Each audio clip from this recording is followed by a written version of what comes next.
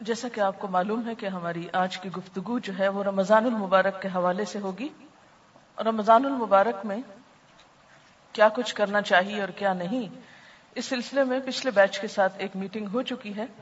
اس meeting کا خلاصہ کرنے کے بعد آج ایک خاص چیز پر میں تھوڑی سی گفتگو کروں گی، اور وہ یہ کہ رمضان میں دورہ قرآن کیسے کراتے ہیں، یا دوسروں کو قرآن پاک اگر پڑھانا ہو تو اس کے مقاصد کیا ہوتے ہیں اور کس طرح اسے پڑھایا جانا چاہیے۔ پہلی چیز جس کی طرف ہم سب کو متوجہ ہونا چاہیے رمضان المبارک کے آنے سے پہلے، وہ ہے رمضان کی تیاری۔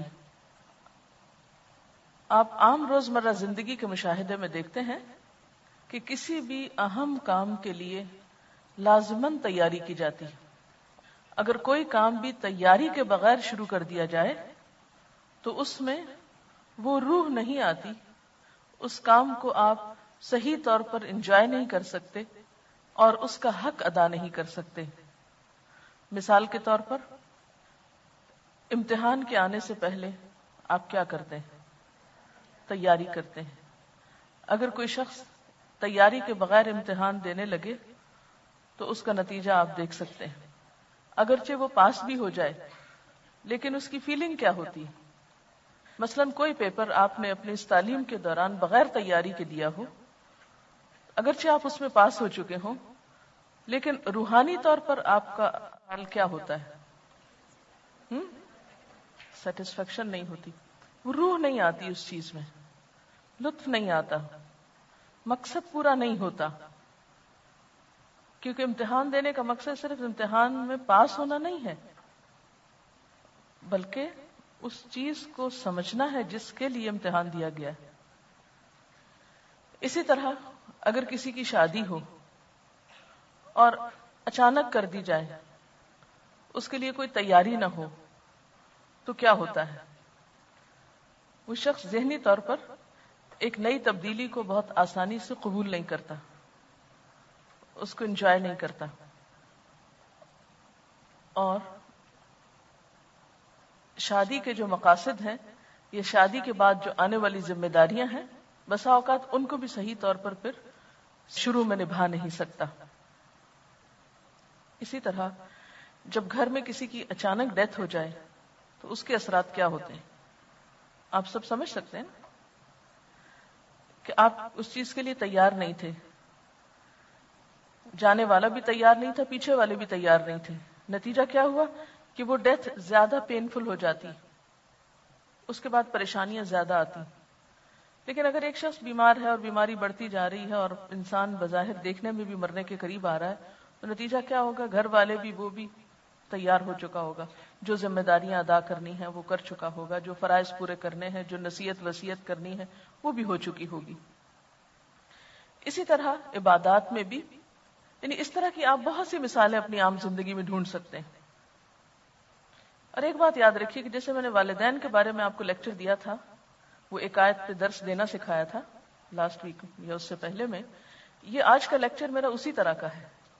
جو پوائنٹس میں آپ کو بتا رہی ہوں، اگر آپ صرف تیاری اور اس کے بعد شادی، موت، امتحان، صرف پوائنٹس لکھ لیں، اور کہیں بھی آپ رمضان سے پہلے اپنے گھر والوں کو ہی، اپنے دوستوں کو، کہیں بھی آپ اگر کوئی درس دینا چاہیں اس سلسلے میں، تو پبلک کا ذہن رمضان میں داخل ہونے کے لیے آپ ان مثالوں سے تیار کر سکتے ہیں۔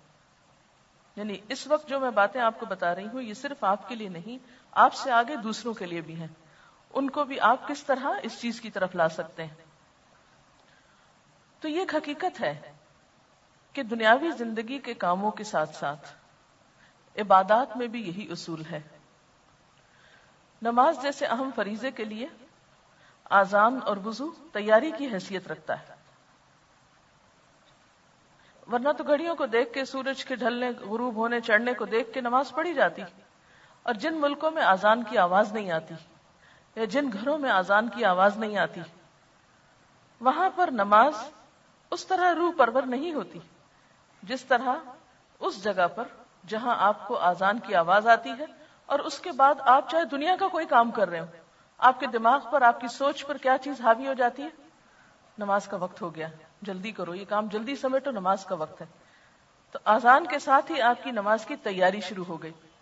اس تیاری کے ساتھ آپ آہستہ آہستہ ریلیکس ہونے لگتے ہیں، ودرا کرنے لگتے ہیں اپنے آپ کو کس سے؟ دنیا کے اس کام سے، اور ذہنی طور پر نماز کی طرف، اللہ کی طرف جانے کے لیے تیار ہوتے ہیں. پھر آپ وضو کرتے ہیں. وضو کی بھی یہی حیثیت ہے. آپ بعض اوقات ایک وضو سے 2 نمازیں پڑھتے ہیں. آپ خود محسوس کر سکتے ہیں کہ جو نماز آپ وضو کر کے یا تازہ وضو کر کے پڑھتے ہیں اور وہ جو پہلے وضو کے ساتھ پڑھتے ہیں، ان دونوں میں کوئی فرق ہوتا ہے نا. یعنی فقہی طور پر، قانونی طور پر یہ بات جائز ہے کہ آپ اگر باوضو ہیں تو ایک نماز کے بعد دوسری یا تیسری بھی اسی وضو سے پڑھ سکتے ہیں. لیکن آپ نے خود محسوس کیا ہوگا کہ جس نماز سے پہلے پراپر وضو کیا جاتا ہے اور اچھی طرح وضو کیا جاتا ہے، اس نماز میں خشوع و خضوع کہیں زیادہ آتا ہے. اسی طرح اگر آپ نے حج پہ جانا ہو تو کتنا عرصہ پہلے تیاری شروع ہوتی ہے. فارم بھرے، پہلے آپ ذہن بناتے ہیں، پھر فارم بھرے جا رہے ہیں، پھر فلائٹوں کا انتظار ہے، پھر کتابیں پڑھتے ہیں، پھر لوگوں سے پوچھتے ہیں، مشورے لیتے دیتے ہیں، پھر سامان پیک کرتے ہیں، پھر ایک سفر ہوتا ہے، اس میں تلبیہ پڑھوایا جاتا ہے، آپ کو میقات بتائی جاتی ہے. اچھا، میقات کی بھی حکمت کیا ہے کہ اس کے بعد اور زیادہ فیلنگ بڑھ جائے کہ اب ہم قریب آ رہے ہیں. پھر حرم کے اندر جاتے ہیں، پھر عین اس موقع پہ پہنچ جاتے ہیں. پھر اس کے بعد بھی آپ دیکھیں کہ حج کس چیز کا نام ہے؟ الحج عرفہ، عرفات کے دن کی حاضری کا نام ہے. لیکن عرفات جانے سے پہلے آپ کو راستے میں کہاں روکا جاتا ہے؟ منا میں روکا جاتا ہے. 9 تاریخ سے پہلے ہی آپ کا سفر 8 کی دوپہر سے شروع کر دیا جاتا ہے، یوم الترویہ جس کو کہتے ہیں. اور ترویہ کا معنی آپ کو معلوم ہے کیا ہے؟ سیراب کرنا. اہل عرب حج پہ جانے کے لیے 8 تاریخ کو اپنے اونٹوں کو سیراب کرتے تھے، خوب پانی پلاتے تھے. یعنی صرف خود تیاری نہیں کرتے تھے، جانوروں کو بھی تیار کرتے تھے اس کے لیے. تو پھر آپ اس میں گریجولی اینڈ سلولی آگے سے آگے بڑھتے ہیں حتیٰ کہ آپ عرفات میں پہنچتے ہیں.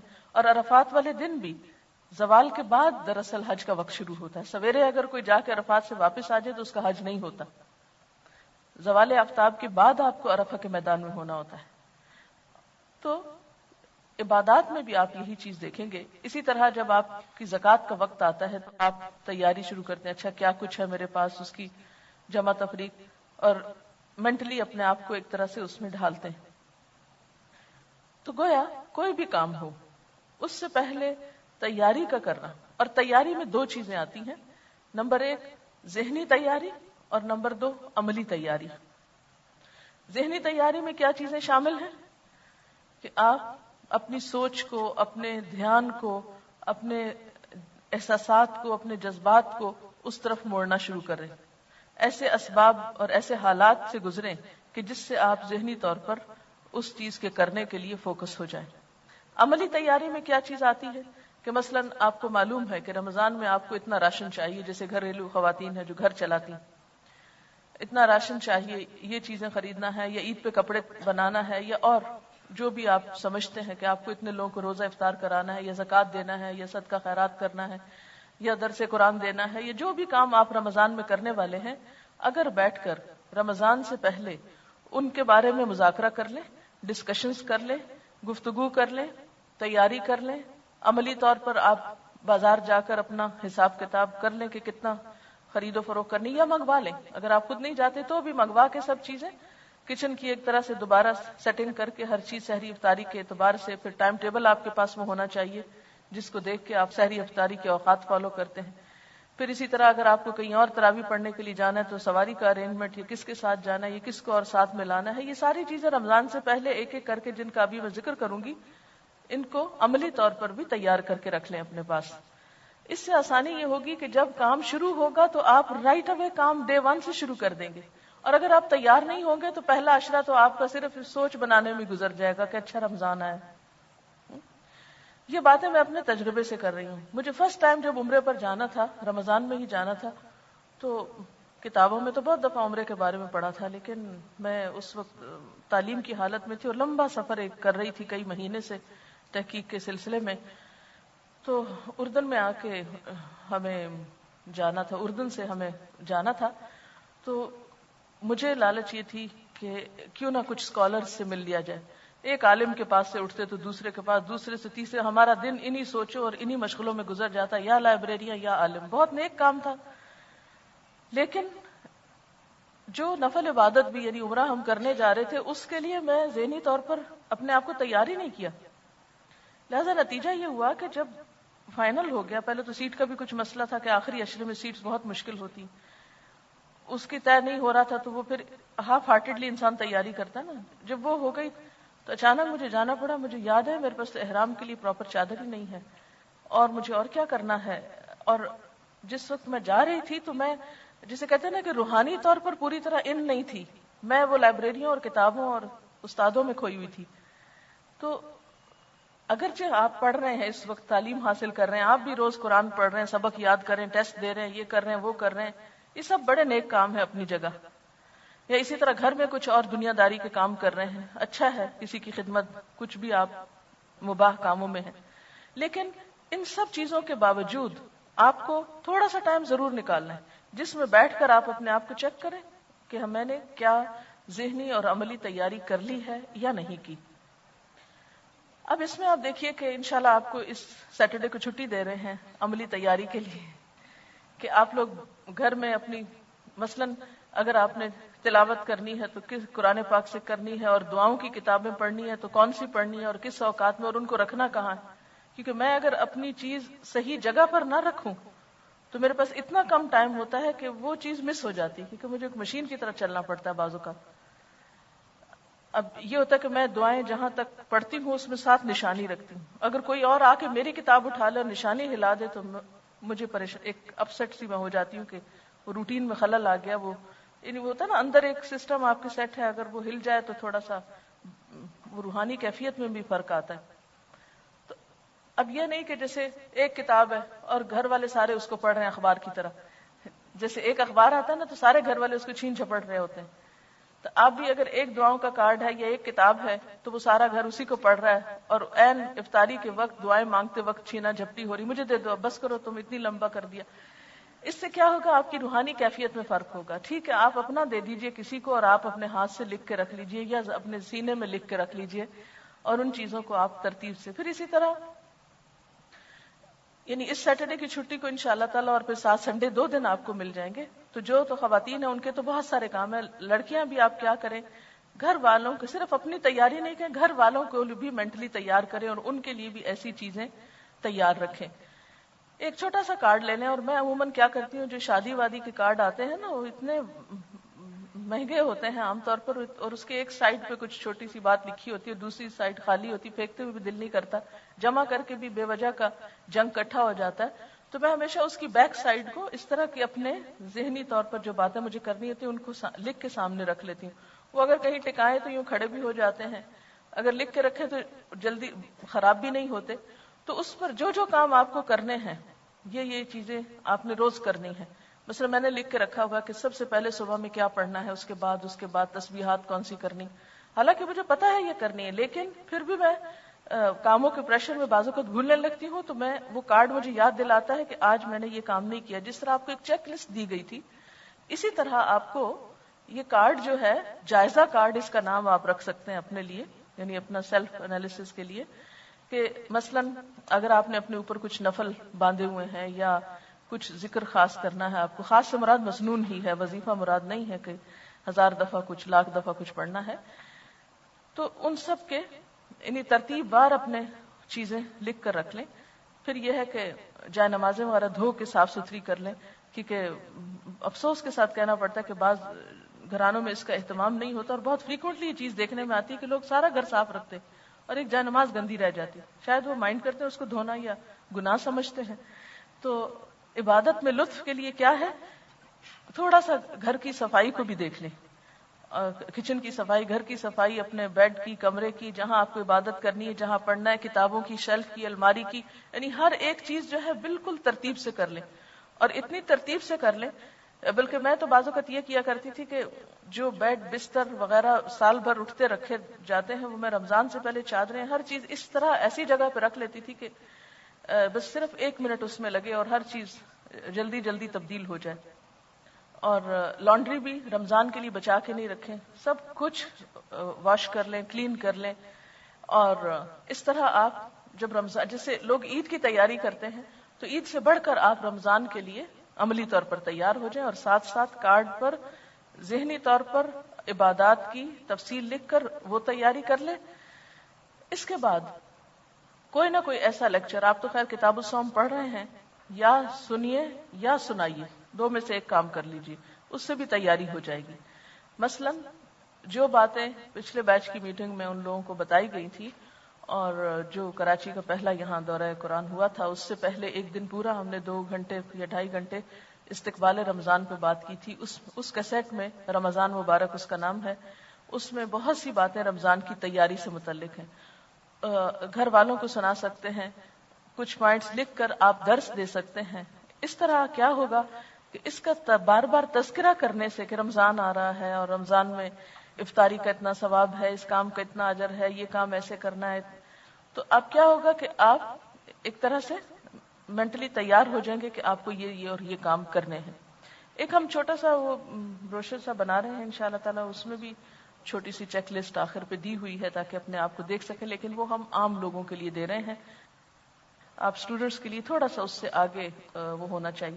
اسی طرح یہ کچھ مثلا دعائیں ہیں، جیسے چاند دیکھ کر کیا دعا پڑھنی چاہیے، یہ آپ کو پہلے سے یاد ہونی چاہیے، یا کہاں پر ہے، یا گھر والوں کو یاد کرا دیں، اگر خود یاد ہے تو دوسروں پہ صدقہ کریں. پھر اسی طرح لیلۃ القدر کی دعا جو ہے وہ آپ کو زبانی آنی بھی چاہیے. ایک کام آپ اور کر سکتے ہیں اگر اللہ آپ کو توفیق دے، کہ ایک چارٹ پیپر اگر گھر میں لے کے رکھ لیں اور چھوٹی چھوٹی اسٹرپس کاٹ کے اپنی فریج کے اوپر یا ڈائننگ ہال میں جہاں کہیں زیادہ لوگ جمع ہوتے ہیں، کیونکہ ساری افطاری میں ہی گھر میں عام طور پر لوگ اکٹھے ہوتے ہیں، تو ایسے کسی بھی جگہ پر جہاں آپ دیوار خراب نہ کریں، تو وہ کچھ بھی دعا اس طرح کی لکھ کے لگا دیں تاکہ جب وہ بیٹھیں گھر والے، مثلا افطار کی دعائیں جو ہیں مسنون دعائیں ہیں، ذهب الظمأ وابتلت العروق وثبت الاجر انشاءاللہ، یہ مسنون دعا ہے لیکن عموماً ہمارے معاشرے میں اس کا رواج نہیں ہے پڑھنے کا. اسی طرح اگر آپ کسی کے ہاں افطار کرتے ہیں تو ان کے لیے جو دعا ہے وہ، پھر اسی طرح ایک اور دعا بھی جو ہے افطار کی، لیکن سحری کی کوئی خاص دعا جو ہے کسی حدیث سے ثابت نہیں ہے اور نہ ہی کوئی مسنون ہے.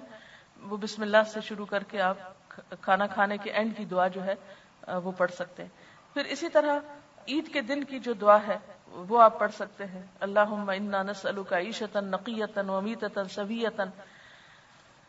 یہ ورقہ ہم انشاءاللہ اویلیبل کر دیں گے، اس میں ہوگی، ہم چاہتے تو تھے اس کو پراپر شیپ دیں، لیکن ابھی اس سال اگر اتنا ہی ہو کہ یہ صرف یاد دہانی کے لیے کاغذ آپ کے لیے اویلیبل ہو تو یہ بھی کافی ہے.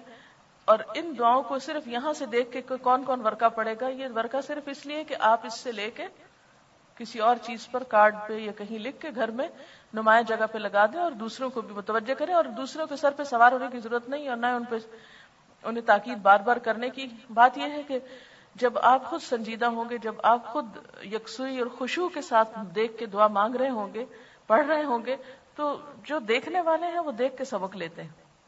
ایک چیز جو انسانوں کی بہت کمزوری ہے اور وہ ہے نقالی، چاہے اچھی ہو چاہے بری ہو. اور اللہ تعالیٰ نے بیسیکلی اس لیے رکھی ہے کہ انسان کچھ سیکھ سکے. اگر آپ دیکھیں گے تو یہ کمزوری بچوں میں بھی بہت ہوتی ہے. خود نہیں کام کریں گے، اگر کوئی مثلا خود کھانا نہیں کھائیں گے تو دیکھیں گے کوئی کھا رہا ہے تو فوراً کھانے لگیں گے، ہر وہ کام کرنے کی کوشش کریں گے جو کوئی دوسرا کر رہا ہو. اسی طرح یہ صرف بچپنا بچوں میں نہیں ہوتا، یہ بچپنا بعض اوقات بڑوں میں بھی بہت ہوتا ہے کہ خود نہیں کچھ کریں گے اور نہ کسی کو کرنے دیں گے، لیکن اگر دیکھیں کہ کوئی کر رہا ہے تو فوراً کاپی کرنے کی کوشش کریں گے. تو کیوں نہیں آپ اس چیز سے فائدہ اٹھاتے اور لوگوں کی اس چیز کو، اس کمزوری کو ایک پازیٹو رخ دیتے کہ آپ ان کے سامنے ایک عملی اگزامپل بنے. مت کہیں کسی کو پڑھو پڑھو اس کا ہی، جب آپ منہ ہلا رہے ہوں گے تو پوچھیں گے کیا پڑھ رہی ہو، پوچھتے ہیں نا. جب آپ کچھ پڑھ رہے ہیں یا خاموش ہیں تو کہیں گے کیا کر رہی ہو، تو اس وقت آپ بتا سکتے ہیں یہ دعا ہے اور نبی صلی اللہ علیہ وسلم پڑھا کرتے تھے اور اس سے ہمارے عمل میں کئی گنا اضافہ ہو سکتا ہے. اور سامنے لگی ہوئی اگر ان کو پڑھنا ہے تو پڑھ لیں گے وہ بھی. جن پہ آپ کا بس چلتا ہو، جو آپ کی زیادہ سنتے ہو، جن کے ساتھ آپ بات کر کے زیادہ انجوائے کر سکتے ہو، ان کے ساتھ تو آپ خوب کیجئے، اور جو لوگ نہیں آپ کی سننا چاہتے ان کو مت سنائیے اور صرف اپنا عمل دکھاتے جائیے، انشاءاللہ تعالی وہ بھی کر لیں گے. اور کرنے کے کاموں میں جیسے رمضان کے 2 کام ہیں، اور ایک تو اپنی ذاتی، جیسے تقوی کا مفہوم تو میں نے کل بتا دیا تھا کہ تقوی دراصل ایک باشعور انسان کی کوالٹی ہے. تقوی انسان کے اندر شعور اور دل کی نگاہیں عطا کرتا ہے انسان کو. تقوی دل میں ہوتا ہے نا، تو وہ جو دل میں آ کے کرتا کیا ہے، پھر دل کو نگاہیں دے دیتا ہے.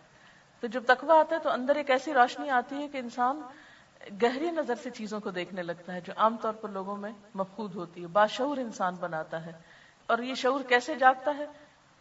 روزے کی حالت میں یہ نہیں کھانا، یہ نہیں کرنا، جھگڑنا نہیں، بولنا نہیں، جھوٹ نہیں بولنا، یہ غلط کام نہیں کرنا کیونکہ میں روزے سے ہوں، میں روزے سے ہوں. یہ جو بار بار دن میں سوچنا ہے آپ کا، اس سے کیا ہوتا ہے؟ ایک شعور جاگتا ہے آپ کا. تو اس شعور کو جگانے کے لیے آپ کچھ اور ٹولز بھی استعمال کریں گے روزہ رکھنے کے علاوہ، جو نبی صلی اللہ علیہ وسلم کی سنت سے ثابت ہے. اور اس میں جو کرنے کے کام ہیں، ایک تو رمضان کی اہمیت اور فضیلت بتائی گئی ہے، اور پھر خاص طور پر یہ بات کہ کوئی بھی نیکی جو نفل کا درجہ رکھتی ہے عام دنوں میں، وہ رمضان میں فرض کا اجر و ثواب پاتی. جو عام دنوں میں نفل کا مقام رکھتی ہے وہ رمضان میں فرض کا مقام رکھتی. پھر اسی طرح فرض جو ہے وہ 70 فرض کے برابر ہو جاتا ہے. پھر اس میں ہمدردی اور غمخواری کا مہینہ ہے، تو ایک دوسرے کے ساتھ آپ ہمدردی اور غمخواری کس طرح کریں. انڈیویجولی بھی آپ کر سکتے ہیں، کلیکٹیولی بھی ہم نے یہاں کوشش کی ہے کہ اندرون سندھ میں کچھ چیزیں تقسیم کی جائیں، کیونکہ وہاں جہالت بھی بہت ہے، غربت بھی بہت ہے، بھوک بھی ہے، افلاس بھی ہے. ہاریوں کے بارے میں آپ نے سنا ہوگا اور مختلف.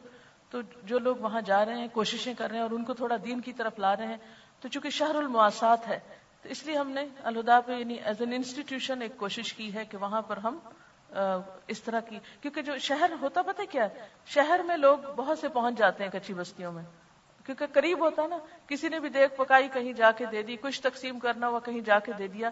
لیکن جو لوگ دور دیہاتوں میں رہتے ہیں، گوٹھوں میں رہتے ہیں، ایسے ایریاز میں رہتے ہیں جہاں پر لوگ تکلیف نہیں کرتے خود جانے کی، تو وہاں پھر مشکل ہو جاتا ہے کچھ پہنچانا. تو اس لیے اس چیز کو سامنے رکھ کے یہ پلان کیا گیا ہے کہ الہدیٰ کی طرف سے جو بھی ہوگا وہ انشاءاللہ ہم وہاں جا کے دور جگہوں پر دیں گے انشاءاللہ. پھر اسی طرح شہر المواسات کے علاوہ خاص طور پر افطار کا جو اجر بتایا گیا ہے، تو اس میں بھی آپ دیکھیے کہ گھر والوں کو بھی آپ افطار کرا سکتے ہیں. افطار پارٹی سے مراد نہیں ہے، اس سے افطار کرانا مراد ہے. کھجور کے ساتھ، پانی کے گھونٹ سے، لسی کے گھونٹ سے، جو بھی اویلیبل ہے یہ سارا اس میں لکھا ہوگا انشاءاللہ، اس کو آپ دیکھ لیں گے. پھر خاص طور پر سرونٹس کے بارے میں حضور صلی اللہ علیہ وسلم نے توجہ دلائی کہ ان کے اوپر ایسا بوجھ نہ ڈالا جائے کہ جو اٹھا نہ سکیں. عام طور پر لوگ آخری وقت میں گرم پراٹھا کھاتے رہتے ہیں اور دوسروں کی سحری کا خیال نہیں رکھتے کہ ان لوگوں کو خود بھی کھانی ہے، یا وہ لوگ بہت ارلی بےچارے کھا کے پھر سارے گھر کو سرو کرتے ہیں. ہم خود سوتے ہیں اور ان کو کام میں لگائے رکھتے ہیں. تو ان چیزوں کا بھی تھوڑا دھیان رکھنا ہے. پھر اسی طرح افطار کے وقت میں بھی ان کی مدد کرنا، ٹیبل لگانے میں، اٹھانے میں، برتن دھلوانے میں، تاکہ وہ بھی نماز پڑھ سکے. دیکھیں وہ نماز کیسی ہے جو آپ خود پڑھ رہے ہیں اور آپ کے گھر کے مسلمان سرونٹس نماز نہیں پڑھ رہے. وہ روزے کیسے ہیں کہ آپ خود روزے رکھ رہے ہیں اور آپ کے گھر کے سرونٹس جو ہیں ان کو روزے کی پرواہی نہیں، پتہ ہی نہیں. اور اگر کئی دفعہ میں نے ایسے لوگوں سے بات چیت کی ہے کہ آپ نے روزہ رکھا، تو کبھی بھی ہم کہاں سے روزہ رکھ سکتے، ہمارے تو کام ہی بہت ہیں. تو اتنا اس وقت افسوس ہوتا ہے کہ کیا یہ نہیں ہو سکتا کہ رمضان میں کچھ کام کم کر لیں. کئی لوگ تو نئے کام شروع کر لیتے ہیں، گھروں کی سفیدی شروع کر دیتے ہیں، پینٹ کرانے لگتے ہیں، فرنیچر بدلوانے لگتے ہیں. وہ کہتے ہیں اور تو کوئی کام نہیں ہے اب، کیونکہ دن کی پارٹیاں کافی پارٹیز ختم ہو جاتی ہیں. تو وہ اس مہینے کو کس طرح لیتے ہیں؟ گھروں کی رینوویشن کے لیے، اور اس میں بے وجہ میں ہم سروٹس وغیرہ کا کام بڑھا دیتے ہیں. تو اس چیز سے پرہیز کرنے کی ضرورت ہے کہ اس مہینے کو عبادت کا مہینہ سمجھ کے منایا جائے، نہ کہ دنیا داری کرتے ہوئے. پھر اس میں آپ دیکھیے کہ جیسے آپ نے ذاتی کام جو کرنے ہیں اس میں روزہ رکھنا ہے، اور روزے میں صرف روزہ رکھنا نہیں ہے بلکہ وہ جو چیک لسٹ آپ کو سمر ویکیشن میں دی گئی تھی اس کو آپ دوبارہ یوز کریں. کیونکہ حدیث میں آتا ہے نا، جس نے روزہ رکھ کے جھوٹ بولنا نہ چھوڑا اور جھوٹ پہ عمل کرنا اور لڑائی جھگڑا اور فحش گفتگو اور ان چیزوں کو نہیں، تو پھر اس کا روزہ روزہ نہیں. کیونکہ روزہ صرف بھوکے پیاسے رہنے کا نام نہیں. تو اس چیک لسٹ کو آپ کیا کریں، دوبارہ سے نکال کے استعمال کریں کہ روزہ آپ کا صرف فقہی روزہ یا صرف قانونی روزہ نہ ہو بلکہ حقیقی روزہ ہو. رکھنا تو ہے انشاءاللہ، لیکن وہ روزہ کیسا روزہ ہو؟ حقیقی روزہ ہو. پھر اسی طرح آپ صلی اللہ علیہ وسلم کے بارے میں آتا ہے کہ رمضان میں اتنا مسواک کرتے تھے جو عام دنوں میں نہیں، ان گنت مرتبہ مسواک کیا کرتے تھے آپ. تو اپنی اس سے کیا پتہ چلتا ہے؟ مسواک ہے سمبل آف کلینلینس، خوب اپنی طہارت اور اس کا خیال کرنا ہے. جیسے کیا حکم ہے کہ روزے کی حالت میں بالوں کو سنوارا ہوا ہو، تیل لگا ہو، سرما لگا ہو، انسان کا حال حلیہ اچھا نظر آئے. ورنہ کیا ہوگا کہ اللہ تعالیٰ کے اس عائد کردہ پابندیوں کی ہم شکایت کر رہے ہیں ایک طرح سے، اگر ہمارا حلیہ درست نہیں. یعنی عملی طور پر اگر ہم بہت بیزار اور تھکے ہوئے اور سوئے ہوئے نظر آ رہے ہیں تو اس سے کیا پتہ چلتا ہے کہ بس بڑی مصیبت میں پڑ گئے ہیں. تو مالک کا اتنا احسان ہے کہ عبادت کا لطف وہی ہے جو خوشی سے کی جائے، تو ان عبادات کو خوشی سے کرنا ہے. پھر اسی طرح نماز کے لیے آپ ایک ٹارگٹ اس رمضان میں رکھ سکتے ہیں، یا آپ یہ رکھ لیں کہ زیادہ نوافل پڑھنے، یا یہ رکھ لیں کہ خاص خشوع و خضوع کا، یا یہ کہ اول وقت، یعنی کوئی ایک ٹارگٹ اپنا رکھ لیں کہ میں اس رمضان میں اول وقت نماز پڑھوں گی، ساری نمازیں اول وقت. اور اس طرح آپ کو کیسے پورا ہوگا؟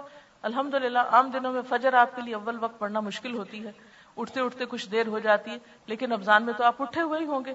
یہ نہیں کہ آپ سحری کے بعد جو لوگ خود کام کرتے ہیں گھر کا، تو وہ کیا کرنا شروع کر دیں، برتن دھونا شروع کر دیں، کچن صاف کرنا شروع کر دیں، اس کو فرش دھونا شروع کر دیں، اور سارے کام کرتے کرتے سویر کر دیں، اور جب تھوڑی دیر رہ جائے سورج نکلنے کو تو جلدی جلدی نماز پڑھ لیں. یہ نہیں کرنا. ٹھیک ہے سب کچھ وہیں لگا رہے، آپ آئیں اچھی طرح مسواک وغیرہ کریں اور طویل نماز پڑھیں، کیونکہ فجر کی نماز جو ہے آپ صلی اللہ علیہ وسلم کی سب نمازوں سے زیادہ طویل ہوتی تھی. تو اس کو مسنون طریقے سے پڑھنے کے لیے آپ کو کیا کرنا ہوگا؟ آپ اندھیرے میں شروع کرتے تھے اور تھوڑی تھوڑی روشنی ہو جاتی تھی جب ختم کرتے تھے. ہم لوگوں نے کتنی دفعہ زندگی میں مسنون نماز فجر کی پڑھی. تو یہ رمضان کا موقع اگر آ رہا ہے تو کوشش کریں کہ اس میں اس سنت پر عمل ہو جائے. تو ساری نمازوں کو اول وقت میں، یعنی یہ جو عبادات ہیں رمضان میں ذاتی عبادات، اس میں روزے کو حقیقی روزہ، نماز کو اول وقت کی نماز اور خشوع و خضوع، پھر اسی طرح نوافل میں جو جو چیزیں آپ کر سکتے ہوں، اور اس میں خاص طور پر قیام اللیل یعنی جو تراویح کی نماز ہے اس کا اہتمام، کیونکہ ایک نفل جو ہے وہ فرض کے برابر ہے. عام دنوں میں فرضوں میں کوئی کمی کوتاہی ہوئی تو انشاءاللہ تعالیٰ وہ اس کی کمی کو پورا کرنے کا سبب بنے گا. اس لیے تراویح کو بہت شوق کے ساتھ، کیونکہ اس میں مغفرت کا وعدہ بھی ہے کہ جو رمضان میں قیام شوق و ذوق کے ساتھ کرے گا وہ اس کے گناہ معاف کر دیے جائیں گے. پھر اسی طرح قرآن پاک کی تلاوت، قرآن پاک کی فجر کے وقت تلاوت جو ہے، یعنی نماز کے بعد جو آپ تلاوت کریں، اس تلاوت کو لاؤڈلی کرنے کی عادت ڈالیں. آپ دیکھیں گے کہ آپ کی زبان کی لکنت اور آپ کی زبان کی وہ جو ہے رکاوٹ وہ دور ہوگی اس سے انشاءاللہ. یعنی اگر آپ تجربہ کر کے دیکھیں کہ صبح کے وقت اگر آپ اونچا پڑھنا شروع کریں تو عام طور پر ہوتا کیسے، یہ میں اپنے ذاتی تجربے سے یہ بات بھی کر رہی ہوں. عموماً یہ ہوتا ہے کہ جیسے میں شروع کرتی ہوں نا تو وہ خاموشی ہوتی ہے نا، اس سے پہلے خاموشی ہوتی ہے، سب کچھ آہستہ آہستہ بول رہی، کسی سے بات نہیں کی ہوتی. جب میں شروع کرتی ہوں تو شروع کی چند آیتیں جو ہوتی ہیں وہ ذرا سی اٹکتی ہیں. اٹکنے سے مراد یہ کہ ذرا وہ اس میں وہ لطف نہیں آتا. پھر کرتے کرتے جب آپ بند کرتے ہیں تو آپ نے دیکھا ہوگا کہ آپ بالکل چالو ہو چکے ہوتے ہیں، اور اس کے بعد جب آپ نکل کے کوئی اور کام کرنے لگتے ہیں تو اس میں بھی آپ کی ایک خاص فلوئنسی آتی ہے. تو اس چیز کو آپ نے نہیں جانے دینا، یعنی کچھ نہ کچھ وقت اس کے لیے ضرور نکالنا ہے کہ لاؤڈلی آپ کو تلاوت. مثلاً کچھ جن لوگوں کے گھر دور ہیں اور یہاں آنے میں ان کو بہت ارلی نکلنا پڑتا ہے اور وہ یہ نہیں کر سکتے تو وہ کیا کریں، راستے میں کچھ نہ کچھ، جیسے بس چل رہی ہے، گاڑی چل رہی ہے تو اس میں بھی پڑھ سکتے ہیں. پھر اسی طرح یہ جو صبح شام کی دعائیں ہیں خاص طور پر ان کو پڑھنے کی عادت ڈالنی ہے. رمضان میں انشاءاللہ آپ کو یہ پڑھا دی جائیں گی اور ان کو آپ زبانی یاد کرنے کی بھی کوشش کریں اور روزانہ ان کو پڑھیں بھی. پھر اس کے بعد یہ کہ قرآن پاک سے تعلق جو ہے اور اس میں خود پڑھنے کے علاوہ دوسروں کو سکھانا، یہ انشاءاللہ میں ابھی اس موضوع پہ آتی ہوں کہ آپ اگر دورہ قرآن کرانا چاہیں یا سکھانا چاہیں تو اس کے لیے اہم چیز کیا اختیار کریں گے. باقی ہے کہ دن بھر چلتے پھرتے آپ تسبیحات وغیرہ کریں. اعتکاف جو ہے بہت اچھی عبادت ہے، لیکن آپ لوگوں کے لیے شاید ممکن نہ ہو اپنے تعلیم کے سلسلے کی وجہ سے، کیونکہ یہ ایک ہی سال ہے آپ کے پاس اور آئندہ ہو سکتا ہے کہ آپ کو بہتر موقع ملے. تو وہ اگر نہیں بھی کر سکیں تو کوشش کریں ایک دن کا یا دن کے کچھ حصے کا کچھ وقت آپ ضرور اعتکاف کریں. یعنی مسنون اعتکاف تو 10 دن کا ہے، لیکن ایک دن کے لیے یا آدھے دن کے لیے اگر حالات اجازت دیتے ہوں. یہ نہیں کہ گھر والے رو رہے ہیں اور بچے بھوکے مر رہے ہیں اور آپ اعتکاف میں بیٹھ گئے ہیں، لیکن اگر کوئی اور ان کو دیکھنے والا ہے یا آپ نے ان کا انتظام کر دیا تو کچھ گھنٹے ایسے گزاریں کہ جس میں کوئی آپ سے بات نہ کرے اور آپ کسی سے کوئی بات نہ کرے، خاموش بیٹھ کے ایک طرف عبادت کریں. اس سے آپ وہ لطف اٹھائیں گے کہ اکیلے تنہائی میں ٹیلی فون اٹینڈ کیے بغیر، باتیں کیے سنے بغیر جو عبادت ہے اس کا لطف کیا ہے.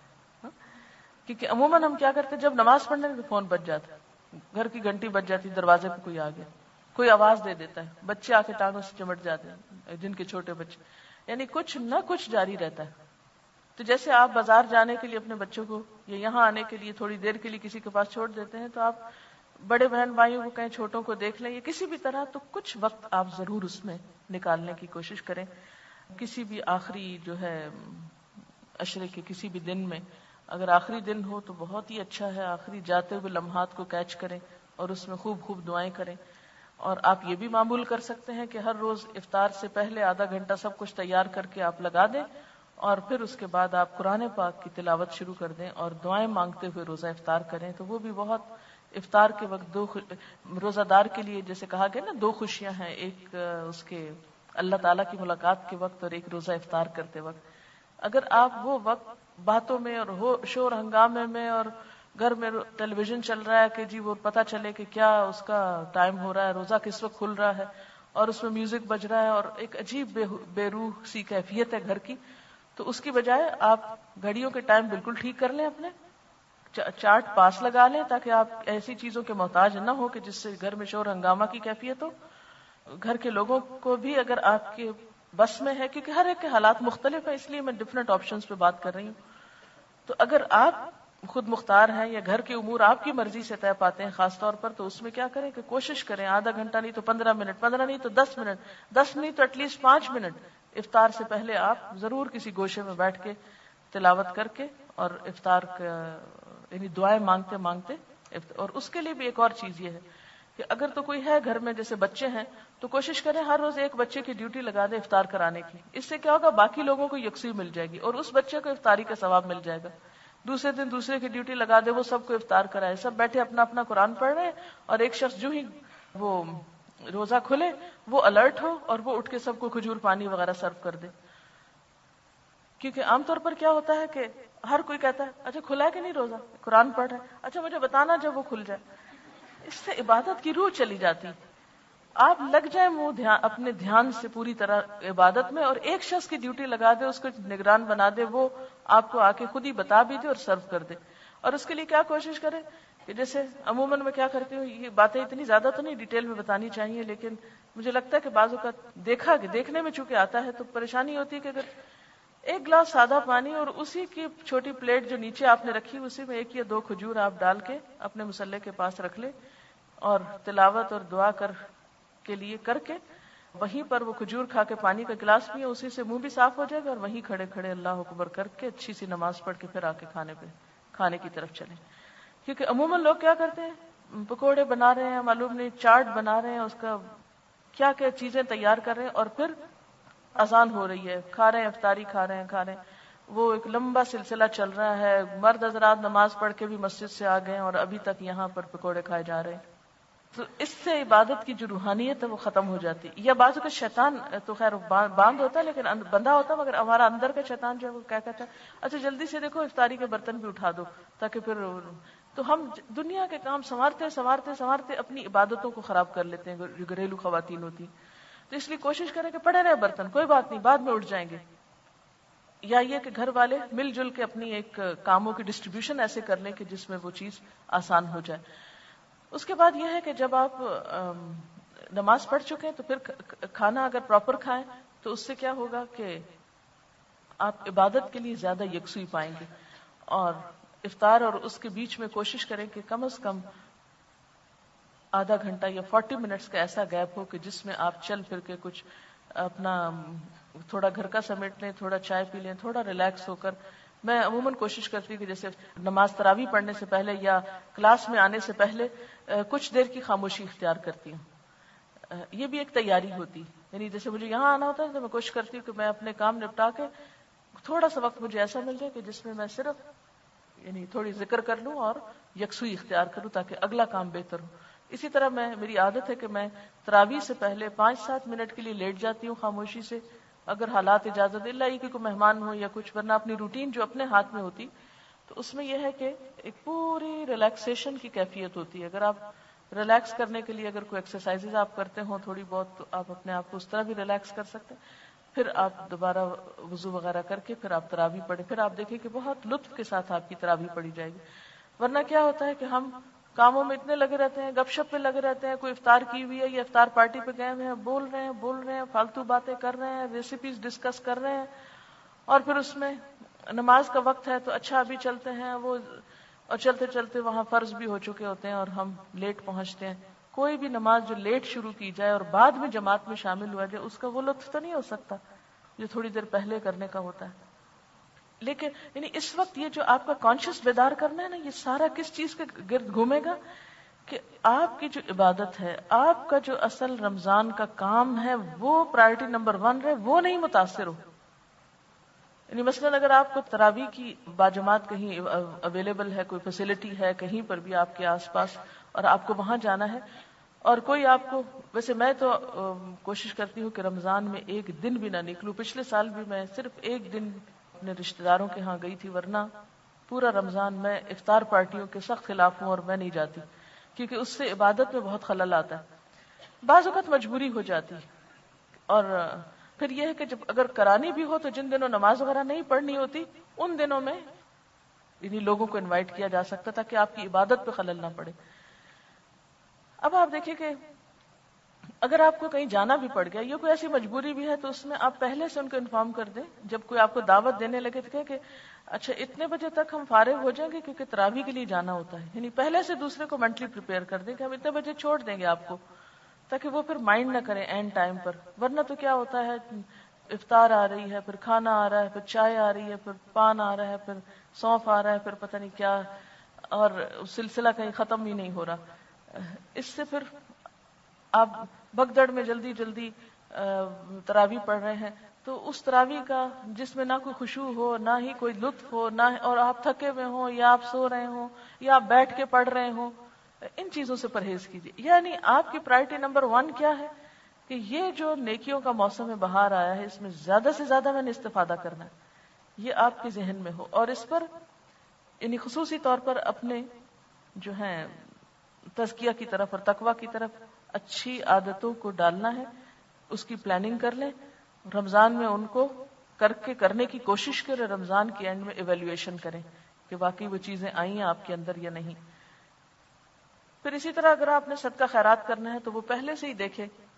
یہ جو 2 چھٹیاں آپ ہوگی نا، اس میں آپ اپنے سارے گھر سے گھومیں ایک دفعہ. کس طرح؟ ہر الماری کھولیں، ہر ڈبہ کھولیں، ہر چیز کھولیں. یہ میں نے یوز کی ہے، نہیں یوز کی، نکالو اس کو، نکالو اس کو، نکالو اس کو. یعنی ان سب چیزوں کو نکال کے پیکٹ بنا کے جو کچھ بھی کرنا ہے انہیں رکھ لیں. اور جب رمضان شروع ہو تو جو جو ضرورت مند نظر آئے، جو جو جہاں جہاں استعمال ہو سکتا ہو ان چیزوں کو، یعنی ڈی جنکنگ کا جو کانسیپٹ ہے ہمارے ہاں تو وہ تزکیہم و تطہرہم والی بات ہے کہ تزکیہ اور طہارت گھر کی بھی اور دل کی بھی دونوں ہی مقاصد حاصل ہوتے ہیں. تو وہ آپ ان 2 دنوں میں کر کے رکھ لیں، یا ایٹ لیسٹ اپنی لسٹ ایک بنا لیں کہ یہ چیزیں مجھے نکالنا ہے، تاکہ رمضان کے کچھ لمحات بھی اس طرح کے کاموں میں کہ اسٹور صاف کرنے کھڑے ہو گئے آپ، چھٹی تو خیر ہونی نہیں آپ کو کیونکہ اس رمضان میں سنڈیز کو بھی آف نہیں ہوتا کیونکہ دورہ قرآن چلتا ہے. آخر میں پھر جلدی چھٹی ہو جائے گی نا انشاءاللہ تعالی، کیونکہ 26 رمضان کو ختم قرآن ہو جائے گا. کتنا ڈر رہے ہیں نا، توبہ توبہ.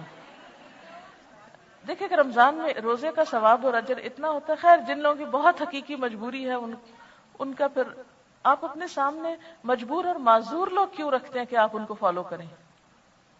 دیکھیں نا، میں کلاس میں عام طور پر ٹرینڈ دیکھتی ہوں کہ کچھ خواتین ایسی ہیں جن کی حقیقی مجبوری ہیں اور ہمارا دل چاہتا ہے کہ ان کو ریلیکس کریں، لیکن صرف اس ڈر سے نہیں کر پاتے کہ یہ دوسرے لوگ بھی ان کو کاپی کرنے لگیں گے، ان کو فالو کریں گے. تو ہمیں اپنی زندگی میں مجبور لوگوں کو یا معذور لوگوں کو آئیڈیالائز نہیں کرنا، ان کو نہیں اپنا آئیڈیل بنانا، بلکہ فاستبقوا الخیرات، جو آگے جا رہے ہیں نیکی کے کاموں میں ان کو کاپی کرنا ہے کہ وہ کتنا کر رہا ہے اور اس کے مقابلے میں میرا عمل کتنا ہے. خود آپ ٹرینڈ سیٹر ہو، نہ کہ ادھر ادھر بہانے کر کے اور جن لوگوں کی کوئی مجبوریاں ان کو دیکھ کے آپ بھی ریلیکس ہو جائیں اور چھٹی کر کے بیٹھ جائیں. خیر اب یہ ہے کہ جو آپ نے زکوٰۃ نکالنی ہے، اسی لیے آپ کو معلوم ہے یہ کتاب الزکوٰۃ آپ کو کیوں پڑھائی گئی ہے. اور آج آپ کے سوال اچھے ہو گئے کہ ابھی تو نہیں میرا خیال، اچھا دے دیا ہے، ٹھیک ہے. تو اب الحمدللہ دیکھیں نا آپ کو اتنی پریکٹیکل اسائنمنٹ ملی ہے، اگر آپ وہ کر لیں تو انشاءاللہ تعالیٰ اپنی کیا دوسروں کی بھی زکوٰۃ کا حساب کر کے دے دیں گے. کیونکہ اکثر لوگ اس پریشانی میں مبتلا ہوتے ہیں کہ زکوٰۃ کا حساب نہیں کرنا آتا، وہ دوسروں سے پوچھتے رہتے ہیں اور دے نہیں پاتے.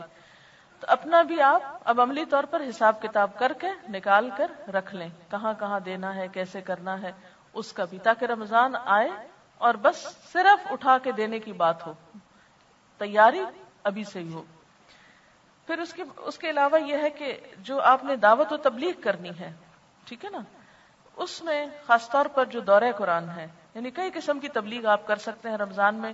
ایک تو دن میں آپ قرآن پاک کا دورہ قرآن جسے بولتے ہیں ترجمے کے ساتھ، اور رات میں تراویح کے وقفوں میں اگر آپ کی مرضی، یعنی اگر آپ کی پلاننگ کو کوئی ایکسپٹ کر لے، جیسے کسی کے گھر میں ہو رہی ہیں یا اپنے گھر میں آپ ہمسایوں کو بلا کے تراویح کر رہے ہیں یا کوئی بھی طریقہ، اور ظاہر ہے کہ اگر مسجد میں ہو رہی ہیں تو اس میں تو آپ کی کوئی مرضی نہیں ہو سکتی، اس کے مطابق ہی آپ کو چلنا ہوگا۔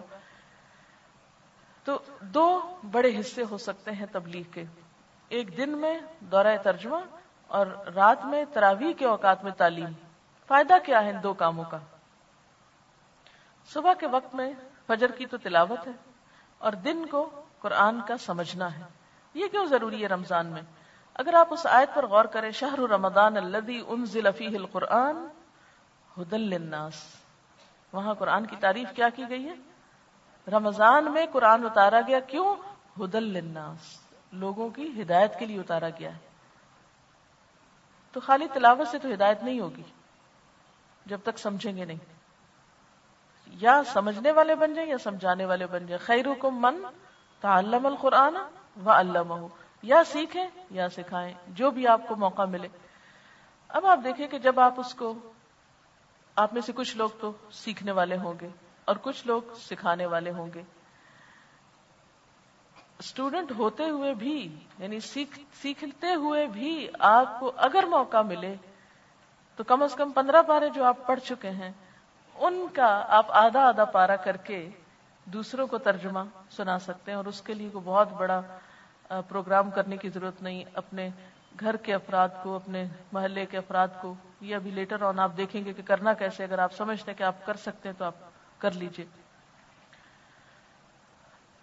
اب آپ دیکھیے کہ شہر رمضان الذی کی جو آیت ہے، اس میں ایک تو آیا ھدی للناس اور دوسرا ہے شہر رمضان الذی انزل فیہ القرآن ھدی للناس وبینات من الھدی والفرقان۔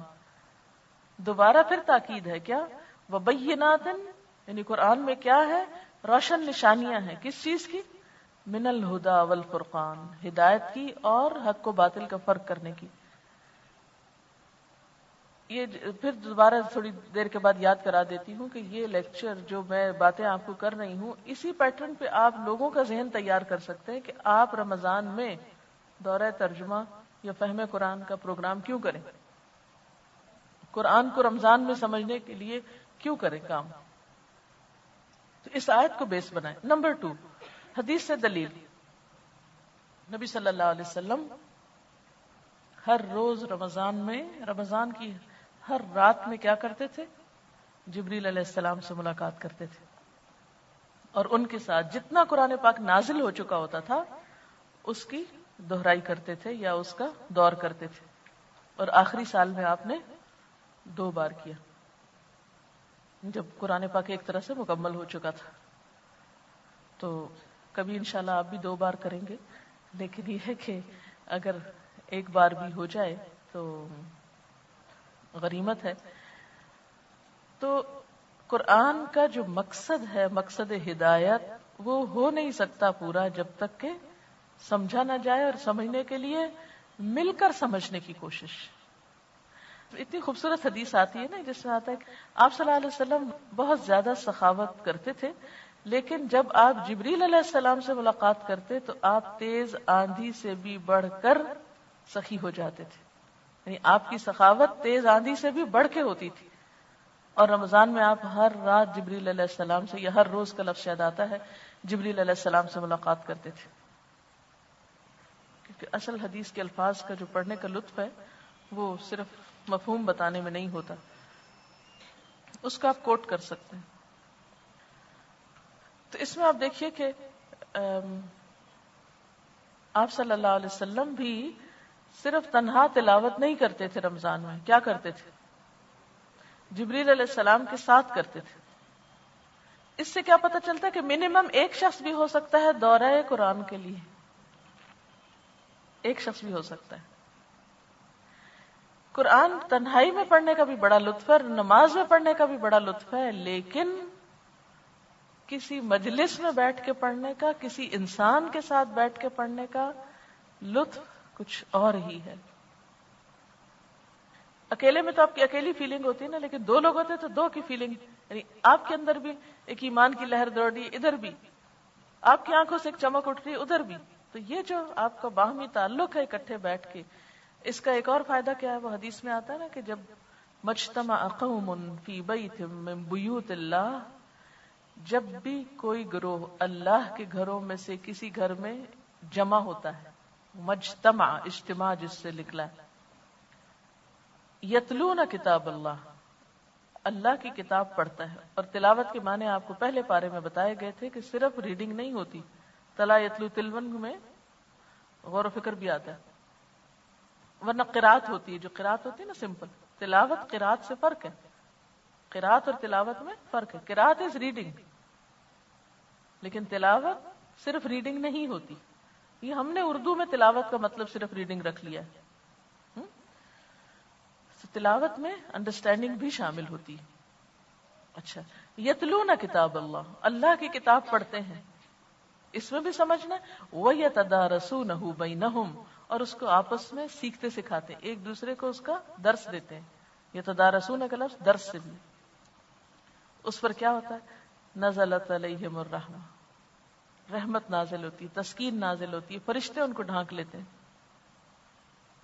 یہ حدیث جو ہے اس کو آپ پراپر طریقے سے کوٹ کریں گے وہاں پر جہاں آپ نے دورہ قرآن کرانا ہے، یا ایک بھی شخص کو کرانا ہے، اپنی کسی بہن کو، بھائی کو، یا کہیں بھی کٹھے پڑھنے کا. یعنی بہت سے لوگ مجھے کہتے ہیں یہ آپ نے کیا بدعت نکال لی لوگوں کو، آپ قرآن پڑھانے بیٹھ جاتی ہیں رمضان میں یا اس طرح. یعنی تنقید کرنے والے تو ہر طرح کی تنقید کرتے ہیں نا، یہ بدعت نہیں ہے. روز قرآن کا پڑھنا اور سمجھنے کی کوشش کرنا اور مل بیٹھ کر پڑھنا. کیا آپ کو یاد نہیں کہ آپ صلی اللہ علیہ وسلم ایک دفعہ مسجد میں تشریف لے گئے، 2 حلقے تھے، ایک صرف ذکر کر رہا تھا اور ایک کیا کر رہا تھا؟ قرآن سکھا رہا تھا. آپ کن کے پاس بیٹھے تھے؟ جو دین سکھا رہے تھے. اور آپ نے کہا کہ انما بعثت معلما، اس لیے علم کی مجلسیں بہت بابرکت مجلسیں ہوتی ہیں. ان دنوں جب میں گئی بھی تھی اپنے اسلام آباد، تو جو میرا سینئر سٹاف ہے، جو میں سے 7-8 سال پہلے جنہوں نے پڑھا مجھ سے، تب وہ 7-8 سال سے جو قرآن پڑھ رہے ہیں، پڑھا رہے ہیں، تو ان کے ذرا بعض اوقات گفتگو کا لیول ان کا کافی اچھا ہوتا ہے، تو لطف آتا ہے بات کر کے، ذرا علمی لحاظ سے اور قرآن کے اعتبار سے. تو ایسے ہی کسی سے میری بات ہو رہی تھی، تو کہ اسلام کی جو ابتدائی سینچریز ہیں اس میں مسلمانوں نے بے پناہ ترقی کی، دین اور دنیا دونوں میں فتوحات بھی بے پناہ ہوئی ہیں. اس کے پیچھے کیا ریزن تھی؟ وجہ کیا تھی؟ اسباب کیا تھے اس کے؟ ہم اکثر سوچتے رہتے ہیں، اس پہ گفتگو کرتی رہتی ہوں کہ وہ کیا چیز تھی جس نے اتنی ارلی ایج میں، یعنی پہلے ہی 100 سال کے اندر سائنس کی بہت سی چیزیں جو ہیں ان میں ترقی ہوئی. حضرت عثمان کے دور میں بحری بیڑا گیا، یعنی مسلمانوں نے بحری سفر اختیار کیا اور اس میں جہاد کیا، اور بھی اس طرح کی بہت سی چیزیں جو حیرت انگیز ترقی ہے نا، یعنی تیزی کے ساتھ مسلمان ہر میدان میں آگے بڑھے. تو بہت سارے جب چیزیں دیکھتے ہیں تو جو چیز ایک بہت ہی اہم فیکٹر نظر آتی ہے وہ ہے علم کا شوق. یعنی علم کے شدائی تھے، جنون کی حد تک علم کا شوق نظر آتا ہے. اور آج اگر ہم اپنی جو تنزل یا ذلت ہے اس کا سبب دیکھیں تو اس میں بھی شعور کی کمی ہے، علم کی کمی ہے. تو جب تک اویئرنیس نہیں ہوگی، جب تک مسلمان تقوی والی زندگی نہیں بسر کریں گے، باشعور نہیں ہوں گے، اس وقت تک حالت نہیں بدل سکتی. اور خدا نے آج تک اس قوم کی حالت نہیں بدلی، نہ ہو جس کو خیال اپنی حالت کے بدلنے کے. جب تک ہم نہیں بدلیں گے تو اللہ کا قانون نہیں بدلے. اس نے عقل دے دی، آنکھیں دے دی، کتابیں دے دی، ہم پڑھے نہیں تو پھر کس کا قصور؟ تو ہمیں اس کتاب کو اس مہینے میں خاص طور پر ماسز تک پہنچانا ہے، میکسیمم لوگوں تک. کیوں؟ اس لیے کہ اس مہینے میں قرآن نازل ہوا تھا، قرآن کو اس سے خاص مناسبت ہے. اور روزے کی حالت میں قرآن پڑھنے اور پڑھانے کی جو کیفیت ہے وہ بالکل مختلف ہوتی ہے، اور اس کے سیکھنے اور سکھانے کا جو لیول ہے وہ بھی مختلف ہوتا ہے، اور اس کی تاثیر بھی مختلف ہوتی ہے. ایک خاص بصیرت پیدا ہوتی ہے روزے کی حالت میں. آپ بھوکے ہوتے ہیں نا تو آپ کا جسم جو ہے وہ نیچے ہوتا ہے اور روح نشو نما پا رہی ہوتی. تو وہ جو ایک روحانی کیفیت ہوتی ہے اس سے آپ کو ایک بصیرت اور ایک آگہی اور ایک تفکر، ایک تدبر اور ایک جو سمجھ بوجھ کا لیول ہے وہ آٹومیٹکلی بڑھ جاتا ہے. تو اس موقع سے فائدہ اٹھانا ہوتا ہے. اور یہ جو آپ کو معلوم ہے کہ قرآن پاک کو 30 چیپٹرز میں تقسیم کرنے کا جو وجہ تھی وہ کیا تھی؟ پڑھی تھی آپ نے علوم القرآن میں؟ ہاں؟ تاکہ رمضان میں ایک ایک سپارہ جو ہے اس سے، یعنی آپ صلی اللہ علیہ وسلم کے زمانے میں قرآن 30 حصوں میں ڈیوائیڈڈ نہیں تھا، یہ بعد میں ضرورتاً ہوا ہے.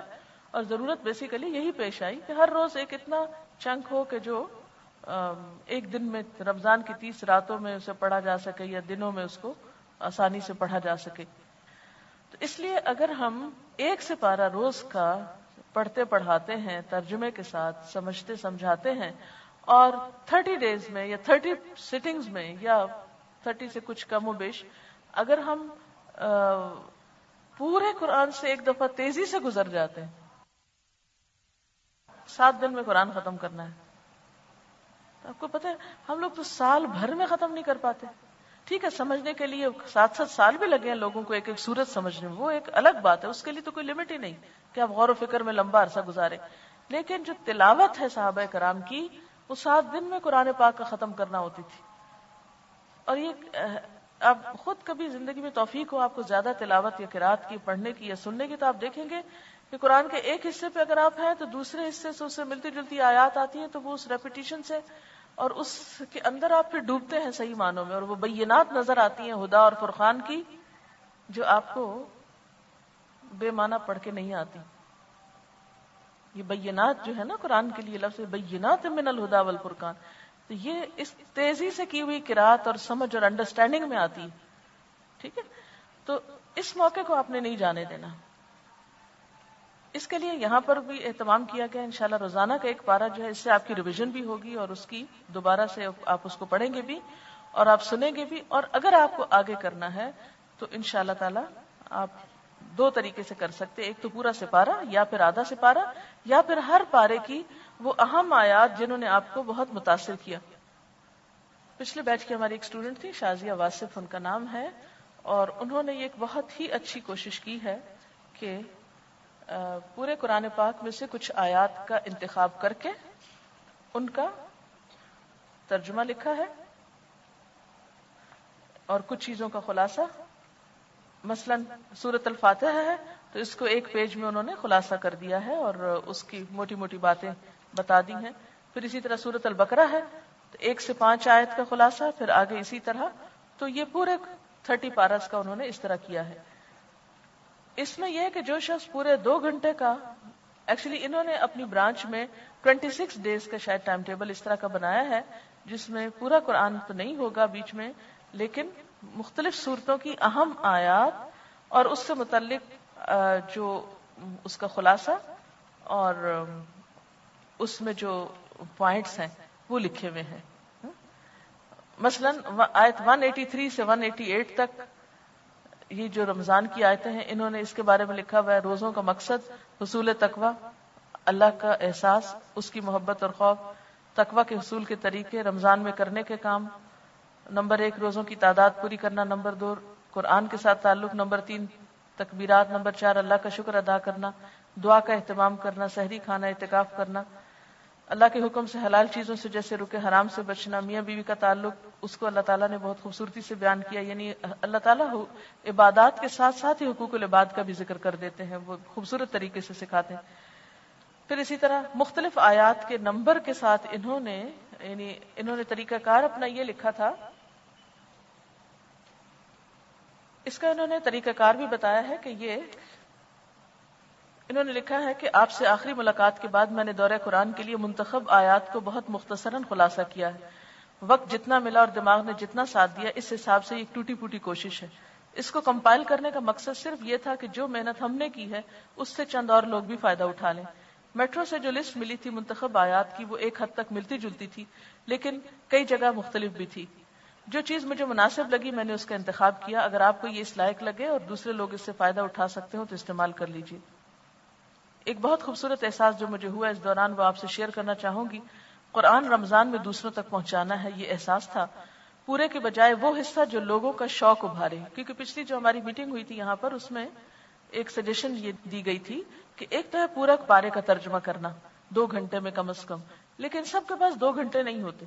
مثلا اگر آپ کسی اسکول میں جا رہے ہیں، یا اگر آپ کسی اپنے بچوں کے ساتھ بیٹھ کے بات کر رہے ہیں، یا آپ اپنے ہسبینڈ کے ساتھ ڈسکس کر رہے ہیں قرآن پاک کو، یا کہیں بھی جس میں ٹائم کم ہے، تو پورا قرآن کی بجائے کچھ آیات لے لی جائیں. لیکن لوگوں کو قرآن سے کسی نہ کسی طرح مانوس کیا جائے اور بتایا جائے کہ یہ کتاب کہتی کیا ہے، جو لوگوں کا شوق ابھارے، ان کے شعور کو بیدار کرے اور ان کی فطرت کو اپیل کرے، وہ چننا تھا. لیکن یہ سوچ کہ اتنے کم وقت اور اتنی سطحی نظر میں کیا ہوگا، یوں نظر آ رہی تھی. یعنی جب یہ بات ہو رہی تھی تو لگتا تھا کہ تھوڑے سے وقت میں ہم اتنی بات کیسے لوگوں کو بتائیں گے. پورا کر لینے کے بعد، یعنی جب انہوں نے کام یہ کر لیا، پورا کرنے کے بعد مجھے اندازہ ہوا کہ اتنے تھوڑے دنوں میں پورے قرآن سے گزرنے کا الگ ہی لطف ہے. کبھی کبھی we lose sight of the forest for the trees. We lose sight of the forest for the trees.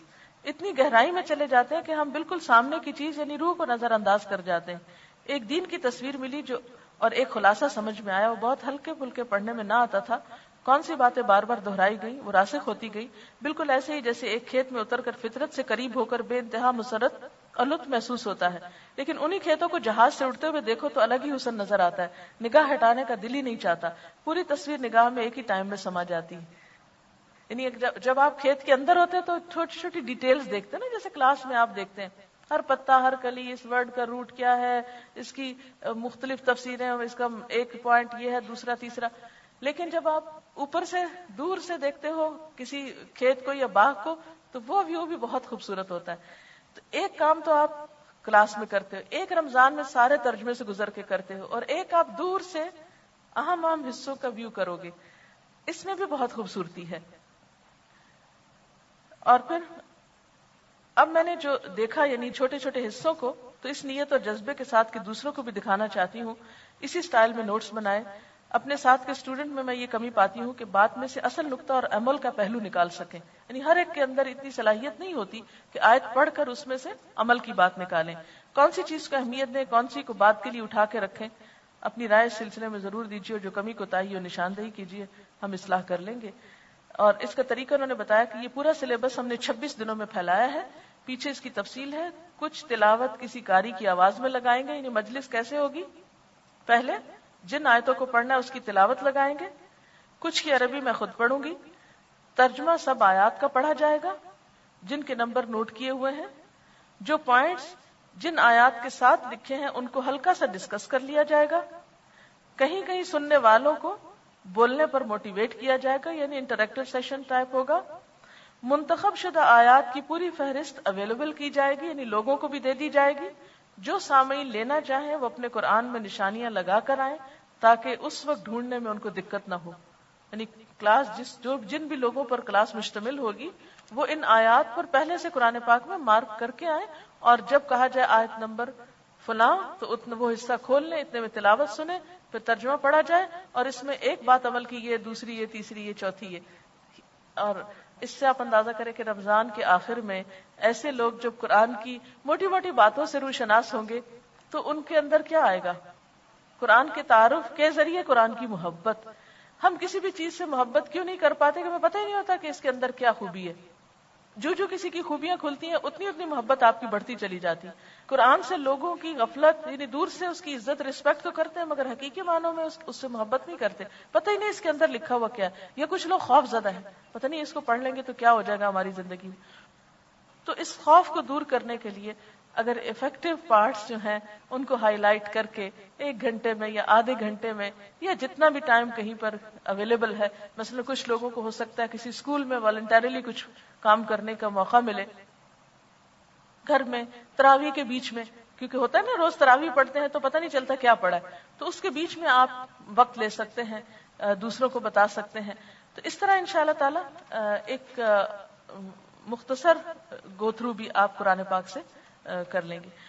اس کے علاوہ جو 2 گھنٹے کا دورہ قرآن ہے اس کا اپنا ایک لطف ہے اور اپنا ایک سیٹسفیکشن ہوتی ہے کہ جی ہم نے شروع سے لے کے آخر تک قرآن ختم کر لیا. کیونکہ ہماری قوم کی یہ بھی ایک بہت بڑی کمزوری ہے یا ان کی آرزو ہوتی ہے کہ ہم کیا کر لیں، قرآن سے ایک دفعہ گزر جائیں.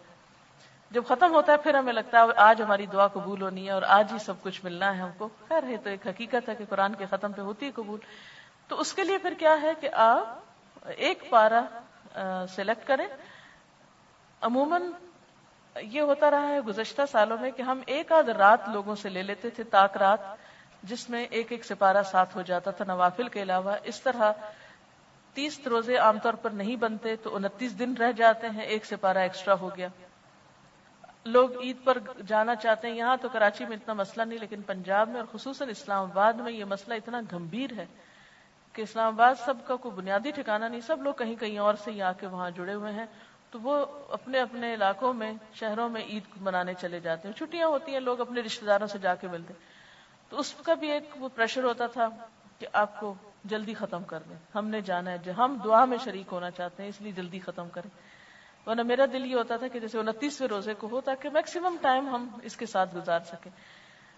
اس کے لیے ایک حل تو یہ ہوتا کہ طاق راتوں میں سے کوئی رات ایک یا دو لے لی جائے تو وہ 1.5 سپارہ کر کے اس میں کچھ وقت گزر جاتا ہے. لیکن اگر یہ ممکن نہ ہو تو آخری 10 پارے جو ہیں ان میں سے کچھ پارے ایسے ہیں کہ جن کو باہم کمبائن کیا جا سکتا ہے اور ایک دن میں ایک پارے کے بجائے 1.5 پارہ کیا جا سکتا ہے.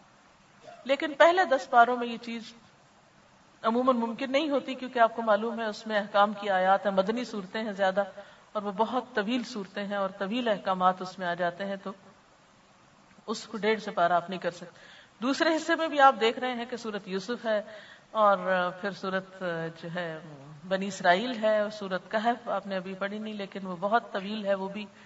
تو یہ صورتیں جو ہے یہ خود ٹائم ٹیکنگ ہے، ان کے اندر بھی بہت میٹر ہے جس کی وجہ سے پھر آپ نہیں آگے سورت نور آ جاتی ہے، اس میں بھی بہت لینتھی ہے وہ بھی صورت. اس طرح پھر آپ دوسرے اشرے کو بھی نہیں ڈیوائیڈ کر سکتے. لیکن تیسرے اشرے میں عام طور پر خلاصہ ہے قرآن پاک کا، جو احکامات آپ 20 پاروں میں پڑھ چکے ہیں وہ آلموسٹ 10 پاروں میں دوبارہ ان کی ریویژن ہو جاتی ہے، اور ایک جامع پارے ہیں لیکن اس میں ڈیٹیل عام طور پر کم ہے، تو وہاں آ کر آپ جلدی بھی کر سکتے. 30 پارہ سب سے مختصر ہے، اس میں بہت ڈیٹیلز نہیں ہوتی کیونکہ سب صرف دل ہلانے والی اور ایک کنکلوژن ہو رہا ہوتا ہے قرآن کا، یہ تیار کیا جا رہا ہوتا ہے انسان کو قرآن پڑھنے کے بعد عمل کے لیے. لیکن ایک پارہ ایوریج اگر ہم شروع کریں تو اس میں یہ ہوتا ہے کہ 2 گھنٹے کم از کم لگتے ہیں، اور ان 2 گھنٹوں میں کرنا یہ ہوتا ہے. اچھا ایک اور چیز یہ کہ شروع کرنے سے پہلے آپ ضرور اپنی نیت کا جائزہ لیں کہ میں کیوں شروع کر رہی ہوں اور میرا مقصد کیا ہے. نیت تو ساروں کو پتا اللہ کے لیے، لیکن پھر بھی ذرا تازہ کر لی جائے، جھاڑ پھٹک کر کے ذرا سی چمکا لی جائے تو اچھی ہوتی ہے، کیونکہ اس پہ پھر کوئی گرد و غبار آ ہی جاتا ہے کبھی. اب یہ ہے کہ نفل پڑھ کے آپ آغاز کریں، یعنی یہ نہ بھولیں کبھی بھی کوئی بھی کام جب آپ کو کرنا ہو تو ضرور اللہ تعالیٰ سے استخارے کی دعا بھی کر سکتے ہیں. اب یہ ہے کہ اچھی طرح اللہ تعالیٰ سے دعا کر کے، اور دعا میں صرف یہ دعا نہیں کرنی کہ یا اللہ میں بہت اچھا بول لوں، یا اللہ لوگ امپریس ہو جائیں، یہ نہیں دعائیں کرنی. دعا یہ کرنی ہے کہ یا اللہ میری نیت اپنے لیے خالص کر لے اور قبولیت والے عمل کی توفیق دے. ایسا کام کروں جو تجھے پسند آ جائے اور جس سے تیری مخلوق کو فائدہ پہنچ جائے. وہ اگر ٹوٹا پھوٹا بھی ہوا تو آپ دیکھیں اس کی تاثیر کہیں زیادہ ہوگی بنسبت اس کے کہ آپ بہت عالی شان کام کریں اور اس کا اثر کچھ نہ ہو. ٹھیک ہے، تو نیت کی اصلاح سے نفل کے بعد خاص طور پر وہ جو ایک ٹپ میں نے آپ کو دی ہے کہ جب آپ دورہ قرآن کرانے لگے تو اس سے پہلے دنیا کی فالتو باتیں چھوڑ دیں، کم از کم کچھ دیر ضرور خاموشی اختیار کریں، اپنی نیت کو، اپنے ان سب چیزوں کو حاضر کریں. الہدا میں تو ہم عام طور پر یہ کرتے ہیں کہ اس سے پہلے تجوید کا یا قرآن کی تلاوت کا سیشن رکھتے ہیں. گھر میں بھی آپ اگر کر رہے ہیں یا کہیں بھی کر رہے ہیں ایک ٹیپ ریکارڈر اٹھا لیں یا کہیں فٹ کر دیں، اور قاری غامدی کی یا کسی بھی جو آپ کی پسند کے قاری ہیں ان کی آپ اس دن کا جو پارہ لگنا ہے اس کی کیسٹ آن کر دیں تاکہ جو لوگ باہر سے آئیں وہ بھی آ کے شغل میلہ نہ کریں، آ کے کیا کریں، خاموشی اور احترام سے بیٹھتے جائیں اور تلاوت سنتے جائیں. اور ایک شخص مقرر کر دے، جیسے اسلام آباد الہدا میں یہ ہوتا تھا ویکلی کلاس میں لیا کرتی تھی تو میں نے اپنی ایک ٹیم بنائی ہوئی تھی اسٹوڈنٹس کی کہ جو لوگ تو شروع میں آتے ہیں تو میں کہہ دیتی تھی جی آج کا لیسن اس نمبر آیت سے ہے، وہ اپنا اپنا وہاں سے کھول لیتے تھے. جو لوگ لیٹ آتے ہیں ان کو پتہ نہیں چلتا، پتہ نہیں کہاں سے کیا ہو رہا ہے. تو ایک ٹیم ایسی ہوتی تھی کہ جو کھڑے ہو کر لوگوں کو قرآن پاک کھول کے وہاں انگلی رکھوا کے ان کو بٹھاتی تھی. ورنہ جو لوگ لیٹ آتے ہیں وہ کیا کرتے ہیں، وہ آگے سے پیچھے، پیچھے سے آگے، وہ اس کو کر کے تو ساری برکت محفل کی ختم کر دیتے ہیں، شور ہنگامہ بھی ہوتا ہے اس سے. تو آپ یہ بھی کر سکتے ہیں کہ اگر لوگ اپنے قرآن پاک ساتھ لے کر آئیں اس میں تو زیادہ بہتر ہے. خالی سننے سے جب دیکھنا بھی ساتھ شامل ہوتا ہے اور خود اپنا دماغ لگانا تو اس کا اثر اور اجر بڑھ جاتا ہے. یعنی خالی سننا بھی فائدہ مند ہے لیکن سن کے ساتھ دیکھنا اس کا دوہرا ثواب ہو جائے گا نا. دو کام آپ کر رہے ہیں, دو فیکلٹیز کو یوز کر رہے ہیں. اس کے لیے عموماً جو قرآن پاک استعمال کیا جاتا ہے وہ ہے مولانا مودودی کا, کیونکہ اردو ترجمہ اس کا بہت فلوئنٹ ہے. بس اس میں صرف ایک مشکل ہے کہ کہیں کہیں اردو کے الفاظ بہت مشکل آ جاتے ہیں جو ہماری اب پبلک کو سمجھ نہیں آتے, ان کی طبع نازک پہ گراں گزرتے ہیں.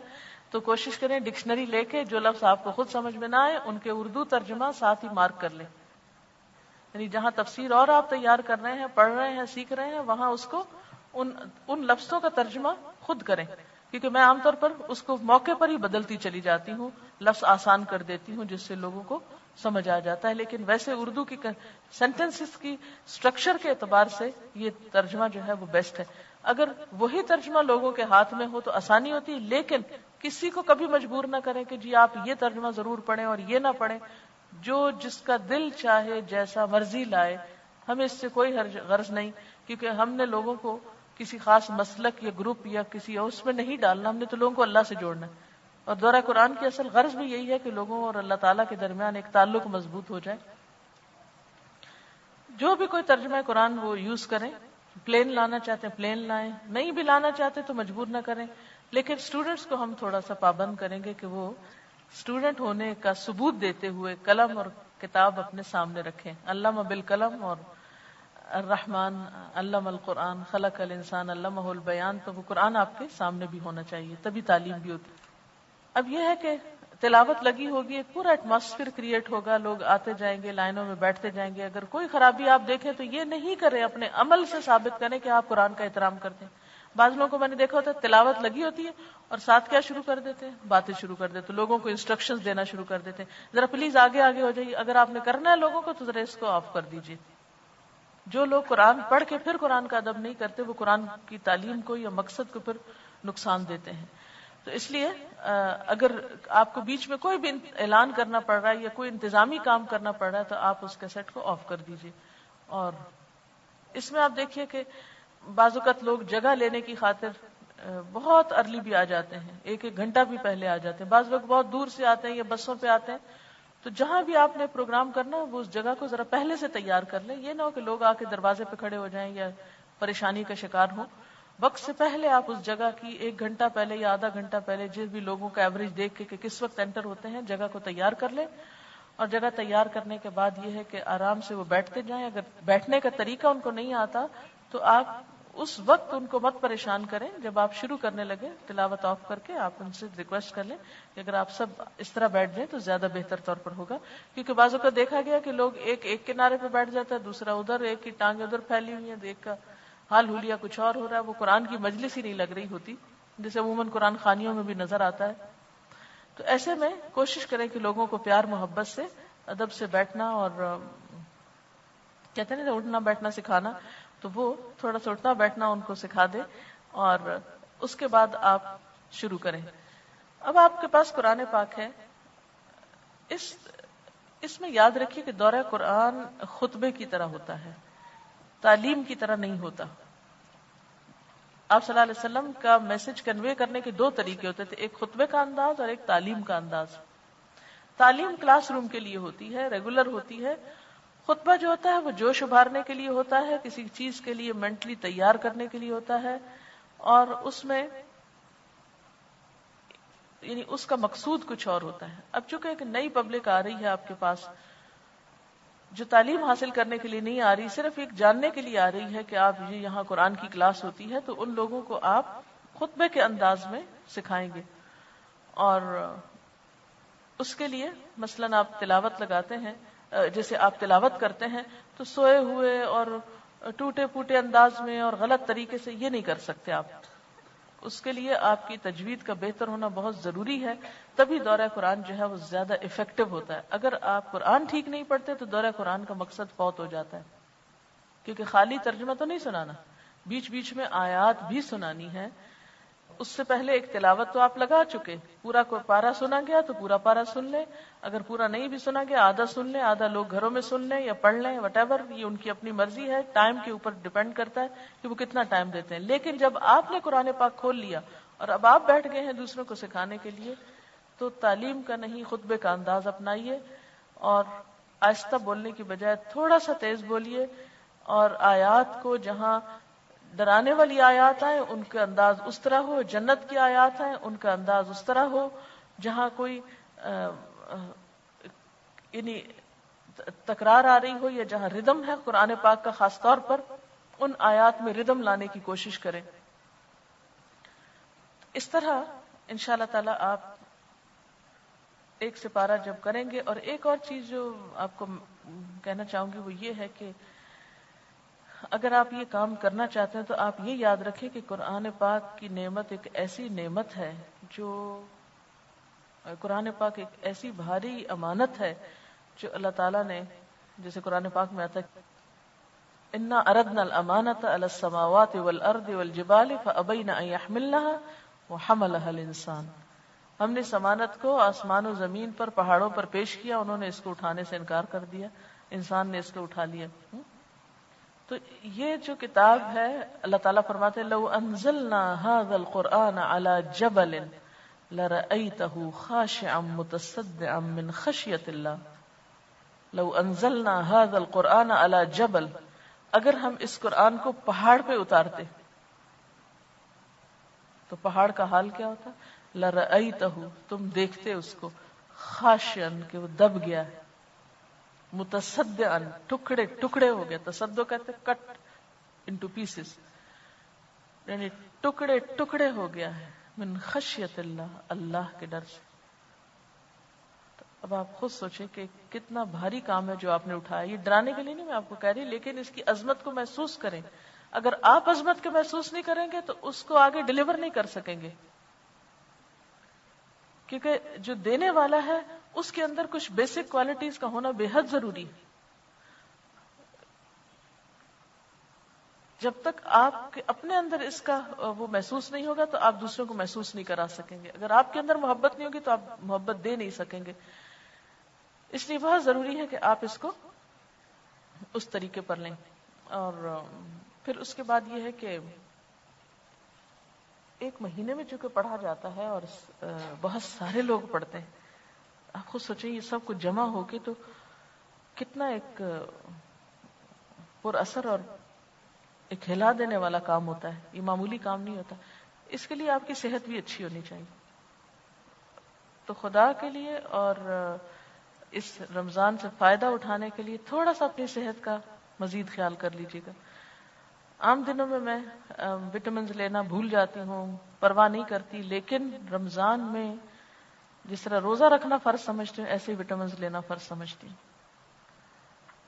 عام دنوں میں کبھی دل چاہ دودھ پی لیا، نہیں پیا، لیکن رمضان میں تاکیداً اور احتیاط کے ساتھ. اگر آپ اس طرح کا کوئی بھی کام کر رہے ہیں تو اپنی طرف سے کیا کریں، یعنی ذہنی تیاری کے ساتھ عملی تیاری بھی. آپ اس کے بوجھ کو اٹھا رہے ہیں تو پھر آپ اسے دینے کے بھی قابل ہوں. کوشش کریں کہ رمضان سے پہلے اپنے کاموں کو 2-3 دن پہلے اس طرح ختم کر لیں کہ آہستہ آہستہ آہستہ آہستہ آپ کی جیسے ٹرانزیشن ہوتی ہے نا، ایک چیز سے نکل کر دوسری چیز کی طرف، تو پھر آپ یہ کام بہتر طور پر کر سکیں گے. روز دورہ قرآن کی کلاس کے لیے پریپیئر کیسے کریں؟ کیا ڈیلی آپ کی ٹیپ سننا ضروری ہے یا کوئی تفسیر؟ اس میں آپ دیکھیں کہ بہترین تفسیر جو آپ کو فائدہ دے سکتی ہے کم وقت میں جو آپ کو چیزیں کلیئر ہو سکتی ہیں وہ احسن البیان ہے. اس میں ٹو دا پوائنٹ بہت سی باتیں لکھی ہوئی ہیں اور بہت جلدی آپ اس کو کوئک گو تھرو کر سکتے ہیں سکھانے کے لیے. ٹیپ سے آپ زیادہ کیا کر سکتے ہیں، سٹائل سیکھ سکتے ہیں کہ ڈیلیور کیسے کرنا ہے. وہ میں نے ریکویسٹ کی ہے کہ اگر سنا دے تھوڑا سا تو اس سے آپ کو اندازہ ہو جائے گا. اور اس کے علاوہ یہ ہے کہ امت اخبار سے پچھلے سال سے آ رہا ہے اس کا، وہ ہم نے کٹنگ یہاں رکھی ہوئی ہے لیکن اس کو ابھی کمپائل ہم نے نہیں کیا. اس میں کچھ پوائنٹس کہیں جو ضروری تفسیر کے ہیں وہ بھی آپ لے سکتے ہیں. ہماری آسانی کے لیے افضل اور مسنون عبادات اوقات کے مطابق خاص رمضان کے لیے فہرست کی صورت میں ٹائم ٹیبل نوٹس بورڈ پہ لگوا دیں. ہو سکتا ہے جو رمضان کا پیکج ہم تیار کریں اس کا کچھ حصہ نوٹس بورڈ پر بھی آپ لگوا سکتے ہیں. میٹرو میں کیسٹ پہ دورہ قرآن ہوگا یا کوئی اور کرائے گا؟ نہیں، یہاں کے جو ٹیچرز ہیں آپ کے وہ کرائیں گے، کیسٹ پہ نہیں ہوگا. اور ہم لوگ رمضان میں گھروں کی صفائیاں کرتے رہے، گناہوں کی نہیں. جی اچھا کمنٹ ہے کہ رمضان میں ہم، کیونکہ توجہ جو نہیں دلائی کسی نے کہ بھئی اتنا قیمتی مہینہ پتہ نہیں زندگی میں آتا یا نہیں. سوچئے روزے کی حالت میں آپ کانسٹنٹلی عبادت میں، تو کوئی اور عبادت نہیں جس میں آپ منٹ منٹ میں عبادت میں ہو. دیکھیے روزہ ایک ایسی عبادت ہے، مثلا آپ ذکر کرتے ہیں نا، کبھی بھول جاتے ہیں، کبھی سو جاتے ہیں، لیکن روزہ رکھ لیا، صرف روزہ ہی رکھ لیا تو آپ عبادت کی حالت میں آ گئے. لمحہ لمحہ آپ کا وداؤٹ اینی گیپ، ایک ایک سیکنڈ صبح سحر سے لے کے افطار تک مکمل عبادت ہے. کیا کوئی اور چیز مجھے بتائیے؟ اور پھر آزادی ہے، اس عبادت کے ساتھ آپ کیا کر سکتے ہیں؟ اس عبادت کے ساتھ آپ دنیا کے کام بھی کرتے رہتے ہیں. مثلا نماز پڑھتے ہیں، آپ دنیا کا کوئی کام نہیں کر سکتے. حج کرتے ہیں، آپ دنیا کے کام نہیں عام طور پہ کر سکتے. لیکن اس عبادت میں آپ کیا کرتے ہیں؟ روزہ رکھ کے مکمل عبادت میں آپ اور بھی کام کر رہے ہیں. اسی لیے آپ صلی اللہ علیہ وسلم نے فرمایا کہ اللہ تعالیٰ فرماتے ہیں کہ ابن آدم کے جو اور اعمال ہیں ان کے ثواب 1 سے 700 گنا تک، لیکن روزہ الصوم لی وانا اجزی بہ، روزہ میرے لیے اور اس کا بدلہ میں خود دوں گا. افضل ترین عبادت ہے. تو اس میں پھر آپ عبادت میں عبادت جب کرتے، جیسے ایک حدیث میں آتا ہے کہ ایک شخص نے آپ صلی اللہ علیہ وسلم سے پوچھا سب سے افضل نماز کس کی ہے، پھر پوچھا سب سے افضل روزہ کس کا ہے. یعنی روزہ تو پوری قوم رکھے گی لیکن سب سے زیادہ ثواب کس کو ملے گا؟ آپ نے فرمایا کہ جو اس میں سب سے زیادہ ذکر کرے. یعنی روزے کی عبادت کے ساتھ ذکر میں کیا کیا چیزیں آتی ہیں؟ نماز بھی ذکر ہے، تلاوت قرآن بھی ذکر ہے، تسبیحات بھی ذکر ہے. یعنی ذکر از ناٹ اونلی تسبیح پڑھنا. ذکر کی قرآن پاک میں نماز کے لیے کیا آتا ہے؟ وَلَذِكْرُ اللَّهِ اکبر. اچھا ایک اور بات ہے کہ تیاری کرتے وقت آپ تیاری کیسے کریں، تھوڑا سا یہ بات بھی ہو جائے کہ جیسے آپ نے یہ تفسیر لی ہے تو میں عام طور پر یہ کرتی تھی پہلے سال میں جب میں نے دورہ قرآن کرایا تھا تو تفہیم القرآن سے جیسے کرایا تھا تو اس میں ہائی لائٹر لے کے اہم پوائنٹس کو نیچے سے ہائی لائٹ کر لیتی تھی تفسیر کے، اور احادیث کو سائڈ کے حاشیوں پہ لکھ لیتی تھی. پھر اس کے بعد اسی طرح کے ٹکرز پہ، اور ابھی آپ کو نمونے کے طور پہ سناتے ہیں، پھر آپ دیکھ لیجیے. گرج برس 2-3 اہم اناؤنسمنٹس بھی ہیں جو کرنا چاہتی ہوں. اب تھوڑا سا آپ یہ ذرا سی سورۃ فاتحہ کو سن لیجیے، پھر آگے چلتے ہیں. نحمده ونصلي على رسوله الكريم، اما بعد فاعوذ بالله من الشيطان الرجيم، بسم الله الرحمن الرحيم. رب اشرح لي صدري ويسر لي امري واحلل عقدة من لساني يفقهوا قولي. اس میں آپ دیکھ رہے ہیں کہ رب اشرح لی پڑھنے کا اور اعوذ باللہ اور بسم اللہ پڑھنے کا سٹائل جو ہے وہ کلاس کا انداز نہیں ہے. قرآن پاک اللہ کا کلام، اللہ کی بات، اپنے بندوں کے لیے، اپنے بندوں کی ہدایت کے لیے. قرآن جو دلوں کے لیے روشنی کا سبب ہے، جو انسان کو اندھیروں سے نکالتا ہے، جو امید کی کرن دکھاتا ہے، جو دلوں کے لیے سکون اور اطمینان کا باعث ہے. اس قرآن کو کیوں پڑھیں؟ اس لیے پڑھیں کہ اللہ کی مرضی معلوم کر سکیں، اللہ کی رضا حاصل کر سکیں، اس کے بتائے ہوئے طریقے کے مطابق اس زندگی کو بسر کر سکیں اور اس کی بنائی ہوئی جنت کے مستحق ہو سکے. قرآن پاک میں اللہ سبحانہ وتعالیٰ فرماتے ہیں کتاب انزلناہ الیک لتخرج الناس من الظلمات الی النور. ایک کتاب جسے ہم نے آپ کی طرف اتارا ہے تاکہ تم لوگوں کو اندھیروں سے نکال کر روشنی کی طرف لے آؤ. قرآن پاک پڑھنے کا سب سے بڑا فائدہ اندھیروں سے نکل کر روشنی کی طرف جانا ہے. یہ نور کا ایک سفر ہے، اللہ سے قربت کا ایک ذریعہ. وہ اللہ جو اللہ نور السماوات والارض، آسمان و زمین کا نور ہے، اس نور کو پانے کے لیے اس کی کتاب کی طرف رجوع لازم ہے. کتاب انزلناہ الیک مبارک، ایک کتاب جسے ہم نے اتارا ہے آپ کی طرف، بہت برکتوں والی ہے. کیوں اتارا ہے؟ لیدبروا آیاتی، تاکہ لوگ اس کی آیات میں غور و فکر کریں. ولیتذکر اولو الالباب، اور تاکہ نصیحت پکڑیں عقل والے. یہ کتاب بابرکت کتاب جو دنیا اور آخرت کی برکتوں کا سبب ہے، اللہ رب العزت کی طرف سے آئی ہے جو سب سے بڑی ہستی ہے، محمد رسول اللہ صلی اللہ علیہ وسلم پر اتری. یہ تھوڑا سا انٹروڈکشن سورۃ فاتحہ سے پہلے کا ہے. ایکچولی یہ کیسٹ پراپر نہیں ہے، اس میں آواز بہت دبی ہوئی ہے. اس میں وہ پورا جلال اور پورا جو ایک قرآن میں ڈوب کر اس کو ڈیلیور کرنا ہے وہ فیل نہیں ہو رہا. لیکن آپ اس کو یعنی جب آپ دے رہے ہو تو خود بھی فیل کر رہے ہو. دوسروں کو سنانے سے پہلے خود سنائیں اور ان ساری کیفیات کو اپنے اوپر لائیں، پھر آپ پراپر طریقے سے ڈیلیور کر سکیں گے. اس کے علاوہ یہ ہے کہ ایک اور چیز جو کئی دنوں سے سننے میں آ رہی ہے کہ یہاں پر کچھ چوریاں ہو رہی ہیں جو بہت ہی انیوژل قسم کی ہیں، جو انبلیویبل بھی ہیں. اور ظاہر ہے کہ جو قرآن پڑھتا ہے اس سے تو اس کی توقع نہیں کی جا سکتی، لیکن معلوم نہیں جو بھی what ever reason is there, ہمیشہ چوری کا حل یہ ہے کہ اپنی چیز کی خود حفاظت کریں اور اس کے علاوہ اپنے آس پاس پہ بھی تھوڑی نظر رکھیں جب ہجوم ہو کہ کون ایسی حرکت کر رہا ہے. اللہ کے گھر میں آنا، یعنی اللہ کا گھر اس سینس میں کہ اللہ کی بات ہوتی ہے یہاں پر، اور تو کوئی مقصد نہیں ہے آنے کا کسی کا. اس میں آ کر پھر حرام کام کرنا، اس کا گناہ کئی گنا زیادہ بڑھ جاتا ہے. اور چوری حقوق العباد پہ ڈاکہ ہے، اور جب تک قیامت کے دن آپ واپس نہیں دیں گے اس مال کو آپ آگے نہیں جا سکتے. یہ اچھی طرح پتا ہونا چاہیے. اور وہ نیکیوں سے آپ کو ریٹرن کرنا ہوگا سب کچھ. تو یہ ایک بہت ہی افسوسناک صورتحال. اور نیچے دکاندار بھی کہتے ہیں جب چھٹی ہوتی ہے تو کمنٹ سنے گئے ہیں کہ آ گئی ہیں چیزوں کو دیکھ لو پھر نہ کچھ چیز اٹھ جائے. اٹ مینس کہ کچھ نہ کچھ ہوا ہے جس کی وجہ سے یہ بات ہو رہی ہے. میں نہیں کہتی کہ آپ نے کیا ہے، لیکن ہو سکتا ہے کہ آپ ہی کے حلیے میں کوئی بھی ہو. یعنی پورے پورے بیگ جو ہیں وہ اٹھا لیے گئے ہیں، کسی باہر کے شخص کو وہ بیگ کیا کرنے ہیں. یا یہ بات اگر آپ کو سمجھ میں آ جائے کہ اگر آپ کسی کی سوئی بھی ناجائز اٹھائیں گے تو قیامت کے دن اپنے عمل میں سے لوٹانی پڑے گی. حقوق العباد اللہ تعالیٰ معاف نہیں کرتے جب تک بندہ معاف نہ کر دے. اور جس بندے کو آپ نے اس طرح دکھ پہنچایا وہ آپ کو معاف کر سکتا ہے؟ تو کل کے دن پہ آپ کیا کریں گے؟ پھر کس طرح لوٹائیں گے؟ لیکن اس کے ساتھ میں باقی سب لوگوں کو، اور میں چاہتی ہوں کہ ایک پوسٹر بھی لکھ کے لگا دیں کہ اپنی چیزوں کی حفاظت کریں تاکہ نئے لوگ جو قرآن سننے آئے ان کے جوتے اور چیزیں نہ یہاں سے چوری ہوں، کیونکہ یہ دین کے راستے میں بہت بڑی رکاوٹ ہے. کئی لوگ مسجد کیوں نہیں جاتے؟ جوتا چوری ہوتا ہے وہاں. اتنے افسوس کی بات ہے. تو اس چیز پر آپ خود اپنی چیزوں کی بھی حفاظت، آنے والوں کے لیے بھی ایک نوٹس ان کو بھی بتا دیا جائے، پلس یہ کہ آپ جب ہجوم میں ہو یا ادھر ادھر تو اپنی آنکھیں کھول کے رکھیں.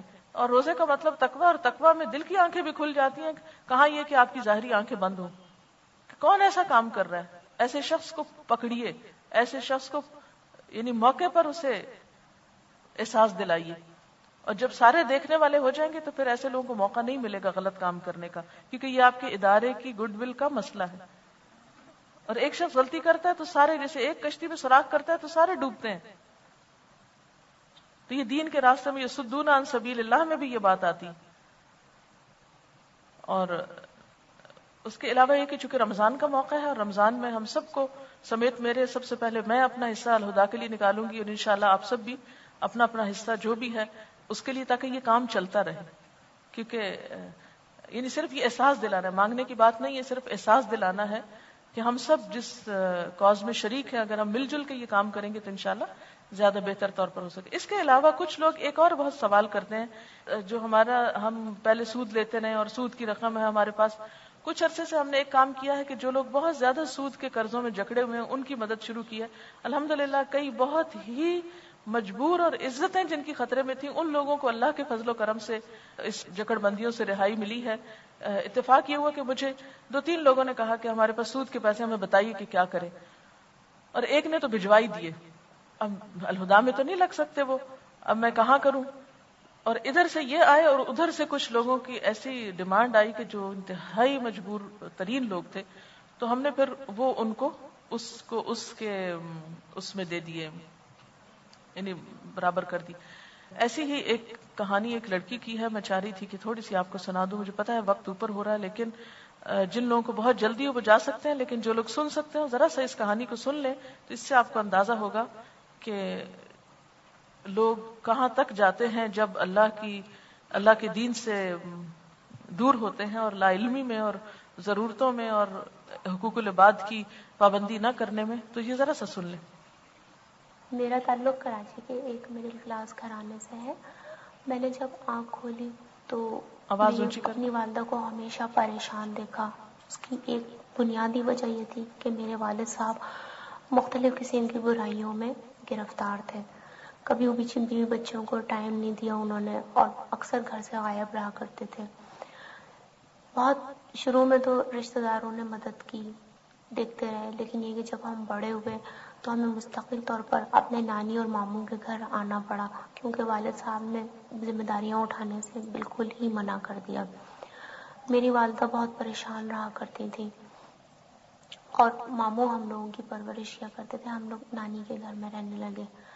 بہت شروع سے ہی میرے ذہن میں یہ بات تھی کہ مجھے بڑے ہونا ہے اور اپنی والدہ کا سہارا بننا ہے. والد صاحب کو کسی دوست نے کوشش کر آ کے باہر بھجوا دیا اور وہ سعودیہ چلے گئے. جب وہ چلے گئے تو ہماری زندگی میں کچھ اچھے دن آئے. میری والدہ نے ہم لوگوں کو پراپر طریقے سے اسکول میں داخل کرایا. نانی ماموں کے زیر ہم لوگوں کی پرورش ہوتی رہی. جب میں اسکول میں ہی تھی تو میرے والد صاحب واپس پاکستان آ گئے، اور اب جو تھا پیسہ زیادہ ہونے کی وجہ سے ان کی عیاشیاں جو تھی وہ مزید بڑھ چکی تھی. اب ان کو ہر بات کے لیے پیسہ چاہیے ہوتا تھا، کیونکہ ان کا ہاتھ بہت کھل گیا تھا. اسکول کے زمانے سے ہی میں نے ٹیوشن وغیرہ پڑھانی شروع کر دی اور پرائیویٹلی پڑھ کے اپنی تعلیم مکمل کرتی گئی. جب میں کالج میں پہنچی تو والد صاحب نے میری والدہ کو سختی سے منع کر دیا کہ میں اب کوئی پیسہ تمہیں نہیں دوں گا، اور میں اولاد کی پرورش جو ہے وہ نہیں کر سکتا. ان سے کہو کہ یہ اب جوان ہو گئے، اپنا بوجھ خود اٹھائیں. اس طریقے سے میں نے مختلف اسکولوں میں پڑھا کر، ٹیوشن پڑھا کر اپنی تعلیم کو مکمل رکھا. اور پھر ایک دوست کی توسط سے مجھے ایک کمپنی میں جاب مل گئی. میں پڑھتی بھی گئی اور ساتھ ساتھ جاب بھی کرتی گئی. والد صاحب کا یہی حال تھا، کبھی دل چاہا تو پیسے دیے، کبھی دل چاہا تو نہیں دیے. جب میں ایک مقام پر پہنچی اور میں نے گریجویشن کر لیا تو مجھے ایک اچھی کمپنی میں نوکری مل گئی. جب میں جاب کرنے لگی تو والد صاحب کو پتہ چل گیا کہ گھر میں آمدنی کا ایک ذریعہ ہو گیا ہے. اب انہوں نے کام میں بالکل جی لگانا چھوڑ دیا اور وہ مجھ سے پیسے مانگنے لگے. وہ غیر معینہ مدت کے لیے آ جاتے اور مختلف ہیلو بہانوں سے پیسے لے لیتے، پھر اس کے بعد دوبارہ چلے جاتے. وہاں جاتے تو مرضی تھی 2 مہینے بعد 3 مہینے بعد پیسے بھیجے تو بھیجے. میں اسی طرح اپنی فیملی کو سپورٹ کرتی رہی. میری بڑی خواہش تھی کہ میری چھوٹی بہن جو ہے اس کی شادی ہو جائے، اور اس طریقے سے جس طریقے سے میں نے زندگی گزاری ہے اس کو پریشان نہ ہونا پڑے. میری والدہ اور میں اسی چکر میں رہتے تھے کہ کسی طریقے سے ہم لوگ اسٹیبلش ہو جائیں. باپ کا سایہ پراپر طریقے سے سر پر نہ ہونے کی وجہ سے بھائی بھی کوئی خاص تعلیم حاصل نہ کر سکے. ان کی اپنی الگ دنیایں تھیں. کوئی اسکول سے بھاگ گیا تو کسی نے کالج تک پڑھ کر اپنی جان چھڑا لی. میں کماتی رہی، اور والد صاحب کو جب یہ پتہ چلا کہ میری ایک اچھی پوزیشن ہو گئی ہے اور میں جاب کرنے لگی ہوں اور میں اسٹیبلش ہو گئی ہوں، تو انہوں نے لمبی لمبی چھٹیاں لے کے پاکستان میں وقت گزارنا شروع کر دیا. جیسے تیسے کر کے میں نے کمپنی سے ادھار لون وغیرہ لے کے اپنی سسٹر کی شادی کی. ایک وقت ایسا آیا کہ میں والد صاحب کو دیتے دیتے اور اس لون کو اتارتے اتارتے بہت سخت مشکل میں گرفتار ہو گئی. کسی نے مجھے یہ کہا کہ ارے تم اتنا پریشان ہو، تم کسی بینک سے لون لے لو یا کریڈٹ کارڈ بنوا لو. لوگوں کے کہنے میں آ کے مجھے یہ راہ بہت آسان لگی اور میں نے کریڈٹ کارڈ بنوا لیا. پہلے ایک بنوایا، پھر کوئی ضرورت آئی دوسرا بنوایا، پھر کوئی ضرورت آئی تیسرا بنوایا. اس طریقے سے میں سود کی لعنت میں گرفتار ہوتی چلی گئی. ہر بار جب میں لون لیتی تو میرے ذہن میں یہ ہوتا کہ بس یہ اس دفعہ آخری بار ہے، میں یہ لے لوں گی اور یہ والی ضرورت پوری ہو جائے گی، تو اس کے بعد دوسری ضرورت ہوگی، تو اس کے بعد جب تک یہ والا قرضہ اتر چکا ہوگا اور اس کے بعد میں پھر کوئی دوسرا قرضہ لے لوں گی. رفتہ رفتہ یہ ہوا کہ میری سیلری جس حساب سے بڑھتی گئی اس سے دگنا میری سیلری کا جو تھا پرسنٹیج وہ بینکوں کو جانے لگا. ہوتے ہوتے میری سیلری 18,000 روپے پہنچ گئی. 18,000 روپے پہنچنے کے ساتھ ہی ساتھ میرا سود اتنا بڑھ چکا تھا کہ مجھے 20,000 روپے بینک میں ہر مہینے جمع کرانے تھے. یہ سچویشن جو تھی یہ میرے لیے بہت تکلیف دہ تھی. دوسری جانب والد صاحب جو تھے وہ بالکل نوکری چھوڑ کر ہاتھ پہ ہاتھ رکھ کر بیٹھ گئے اور انہوں نے یہ کہنا شروع کر دیا کہ یہ تو جی انگلش کمپنی میں کام کرتی ہے, کیا مجھے 2 روٹیاں نہیں کھلا سکتی؟ آخر اتنے سالوں سے بھی تو یہ گھر کا آدھا بوجھ اٹھائے ہوئے ہی ہیں. میں نے بہت کوشش کی کہ ان کو سمجھا سکوں کہ اب پہلے والی بات نہیں ہے, جو بھی قرضہ میں نے لیا ہے وہ دگنا تگنا ہو چکا ہے. مگر وہ یہ کہتے تھے کہ تم نے کیا قرضہ لیا ہے, 1,00,000 لیا ہوگا, 2,00,000 لیا ہوگا. کہنے کو تو میں نے 1,00,000 اور 2,00,000 ہی لیا تھا, مگر وہ سود بڑھتے بڑھتے اب تقریباً 4,00,000 کے قریب پہنچ چکا تھا, جس کی وجہ سے مجھے 20,000 روپے مہینہ مختلف بینکوں میں انسٹالمنٹ بھجوانی ہوتی تھی. اس صورت حال نے مجھے بہت پریشان کر دیا اور میں اتنا تنگ آ گئی کہ میں کیا کروں.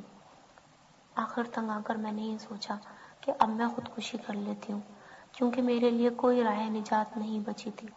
گھر جاتی تو گھر والے پیسے مانگتے, آفس میں بیٹھتی تو کبھی ایک بینک سے فون آ رہا ہے, کبھی دوسرے بینک سے فون آ رہا ہے. نہ میں نوکری پر جا سکتی تھی نہ میں نوکری چھوڑ سکتی تھی. ارننگ میری کچھ نہیں تھی, اس سے دگنا تگنا جو ہے وہ مجھے کہیں نہ کہیں سے لوگوں سے ادھار قرض کر کے بینک میں بھرنا پڑ رہا تھا. اس سچویشن نے مجھے بہت پریشان کر دیا.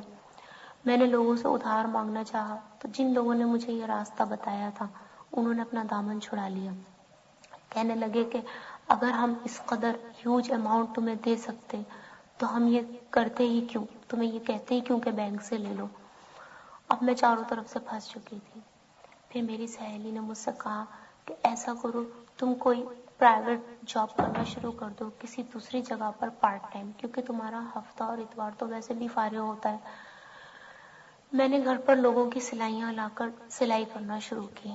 آفس سے آ کے میں گھر پر سلائی کرتی, بچوں کو ٹیوشن پڑھاتی اور اس کے بعد ہفتے والے دن کہیں دوسرے اسکول میں جا کر یا کچھ مختلف کلاسیں لیتی. لیکن یہ انکم اتنی زیادہ نہیں تھی.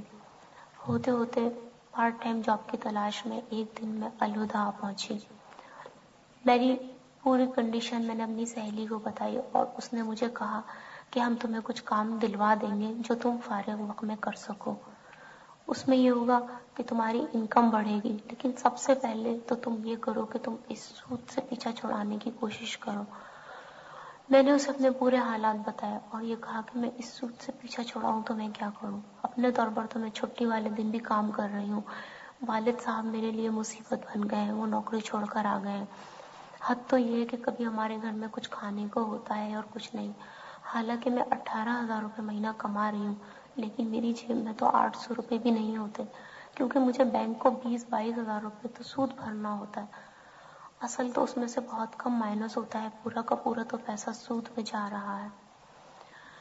اس نے میری یہ تمام باتیں سنی, مجھے الہدا سے تھوڑا بہت کام دلوایا اور مجھ سے کہنے لگی کہ میں تمہاری ملاقات میڈم سے کرواتی ہوں. دوسری کنڈیشن میں نے اس کے سامنے یہ رکھی. میں نے کہا اب تو میں اتنی بیزار آ گئی ہوں کہ شاید میں اب اگلے 10-15 دن میں زہر کھا کے مر جاؤں, کیونکہ میں ایک عرصے سے اسٹرگل کر رہی ہوں اور میں جتنی محنت سے کماتی ہوں میرا دل جانتا ہے 18-20,000 روپے مہینہ کمانا کوئی معمولی بات نہیں ہے. میری جاب بہت ٹف ہے, بہت تکلیف ہوتی ہے, تھکن سے چور ہوتی ہوں جب میں گھر پہنچتی ہوں, اور اس کے بعد وہ پوری کی پوری سیلری جب مجھے بینک میں جمع کرنی پڑتی ہے تو میرے دل پہ کیا گزرتی ہوگی. بہرحال چونکہ سامنے ایسے لوگوں کی عزت نفس کا مسئلہ ہوتا ہے, اس لیے پھر اس کی ریکارڈنگ بھروا کے آپ کو سنوائی کی کہ میری چونکہ براہ راست ملاقات ہوئی تو ڈیٹیل کے ساتھ میں نے ہر چیز کا پتہ کیا, اور جہاں جاب کرتی تھی وہاں کے جو اونر ہیں یعنی ہر طرح سے تحقیق کی. تو بات یہ تھی کہ بہن کی شادی پہ خاص طور پر جو وہ قرضہ لیا گیا اس کا سود جو ہے وہ اصل سے بڑھ کے اور تنخواہ سے بڑھ کے, اور جن حالات میں دو چار ہوئی وہ تو ایک الگ کہانی کہ سود کی وجہ سے انسان کیوں اللہ تعالیٰ نے کہا ہے کہ جو سود لیتے ہیں وہ اللہ رسول سے جنگ کے لیے تیار ہو جائیں.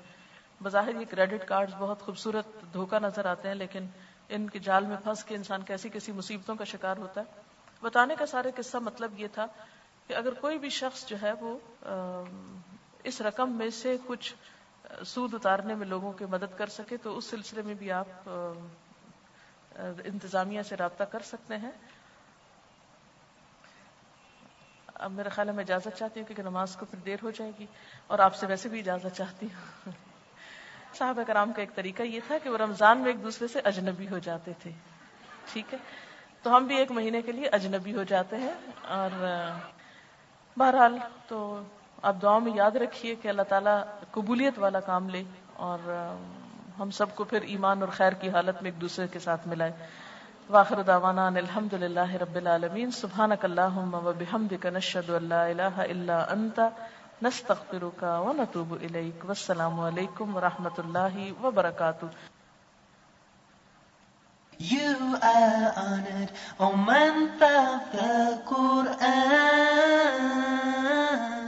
It is, oh, you who believe at the end of Ramadan, don't weaken your iman, don't weaken your iman. Oh, you who believe, give thanks to Allah for the month of Ramadan, month of Ramadan. Welcome, O Ramadan. You are honored, O month of the Quran. It is Ramadan.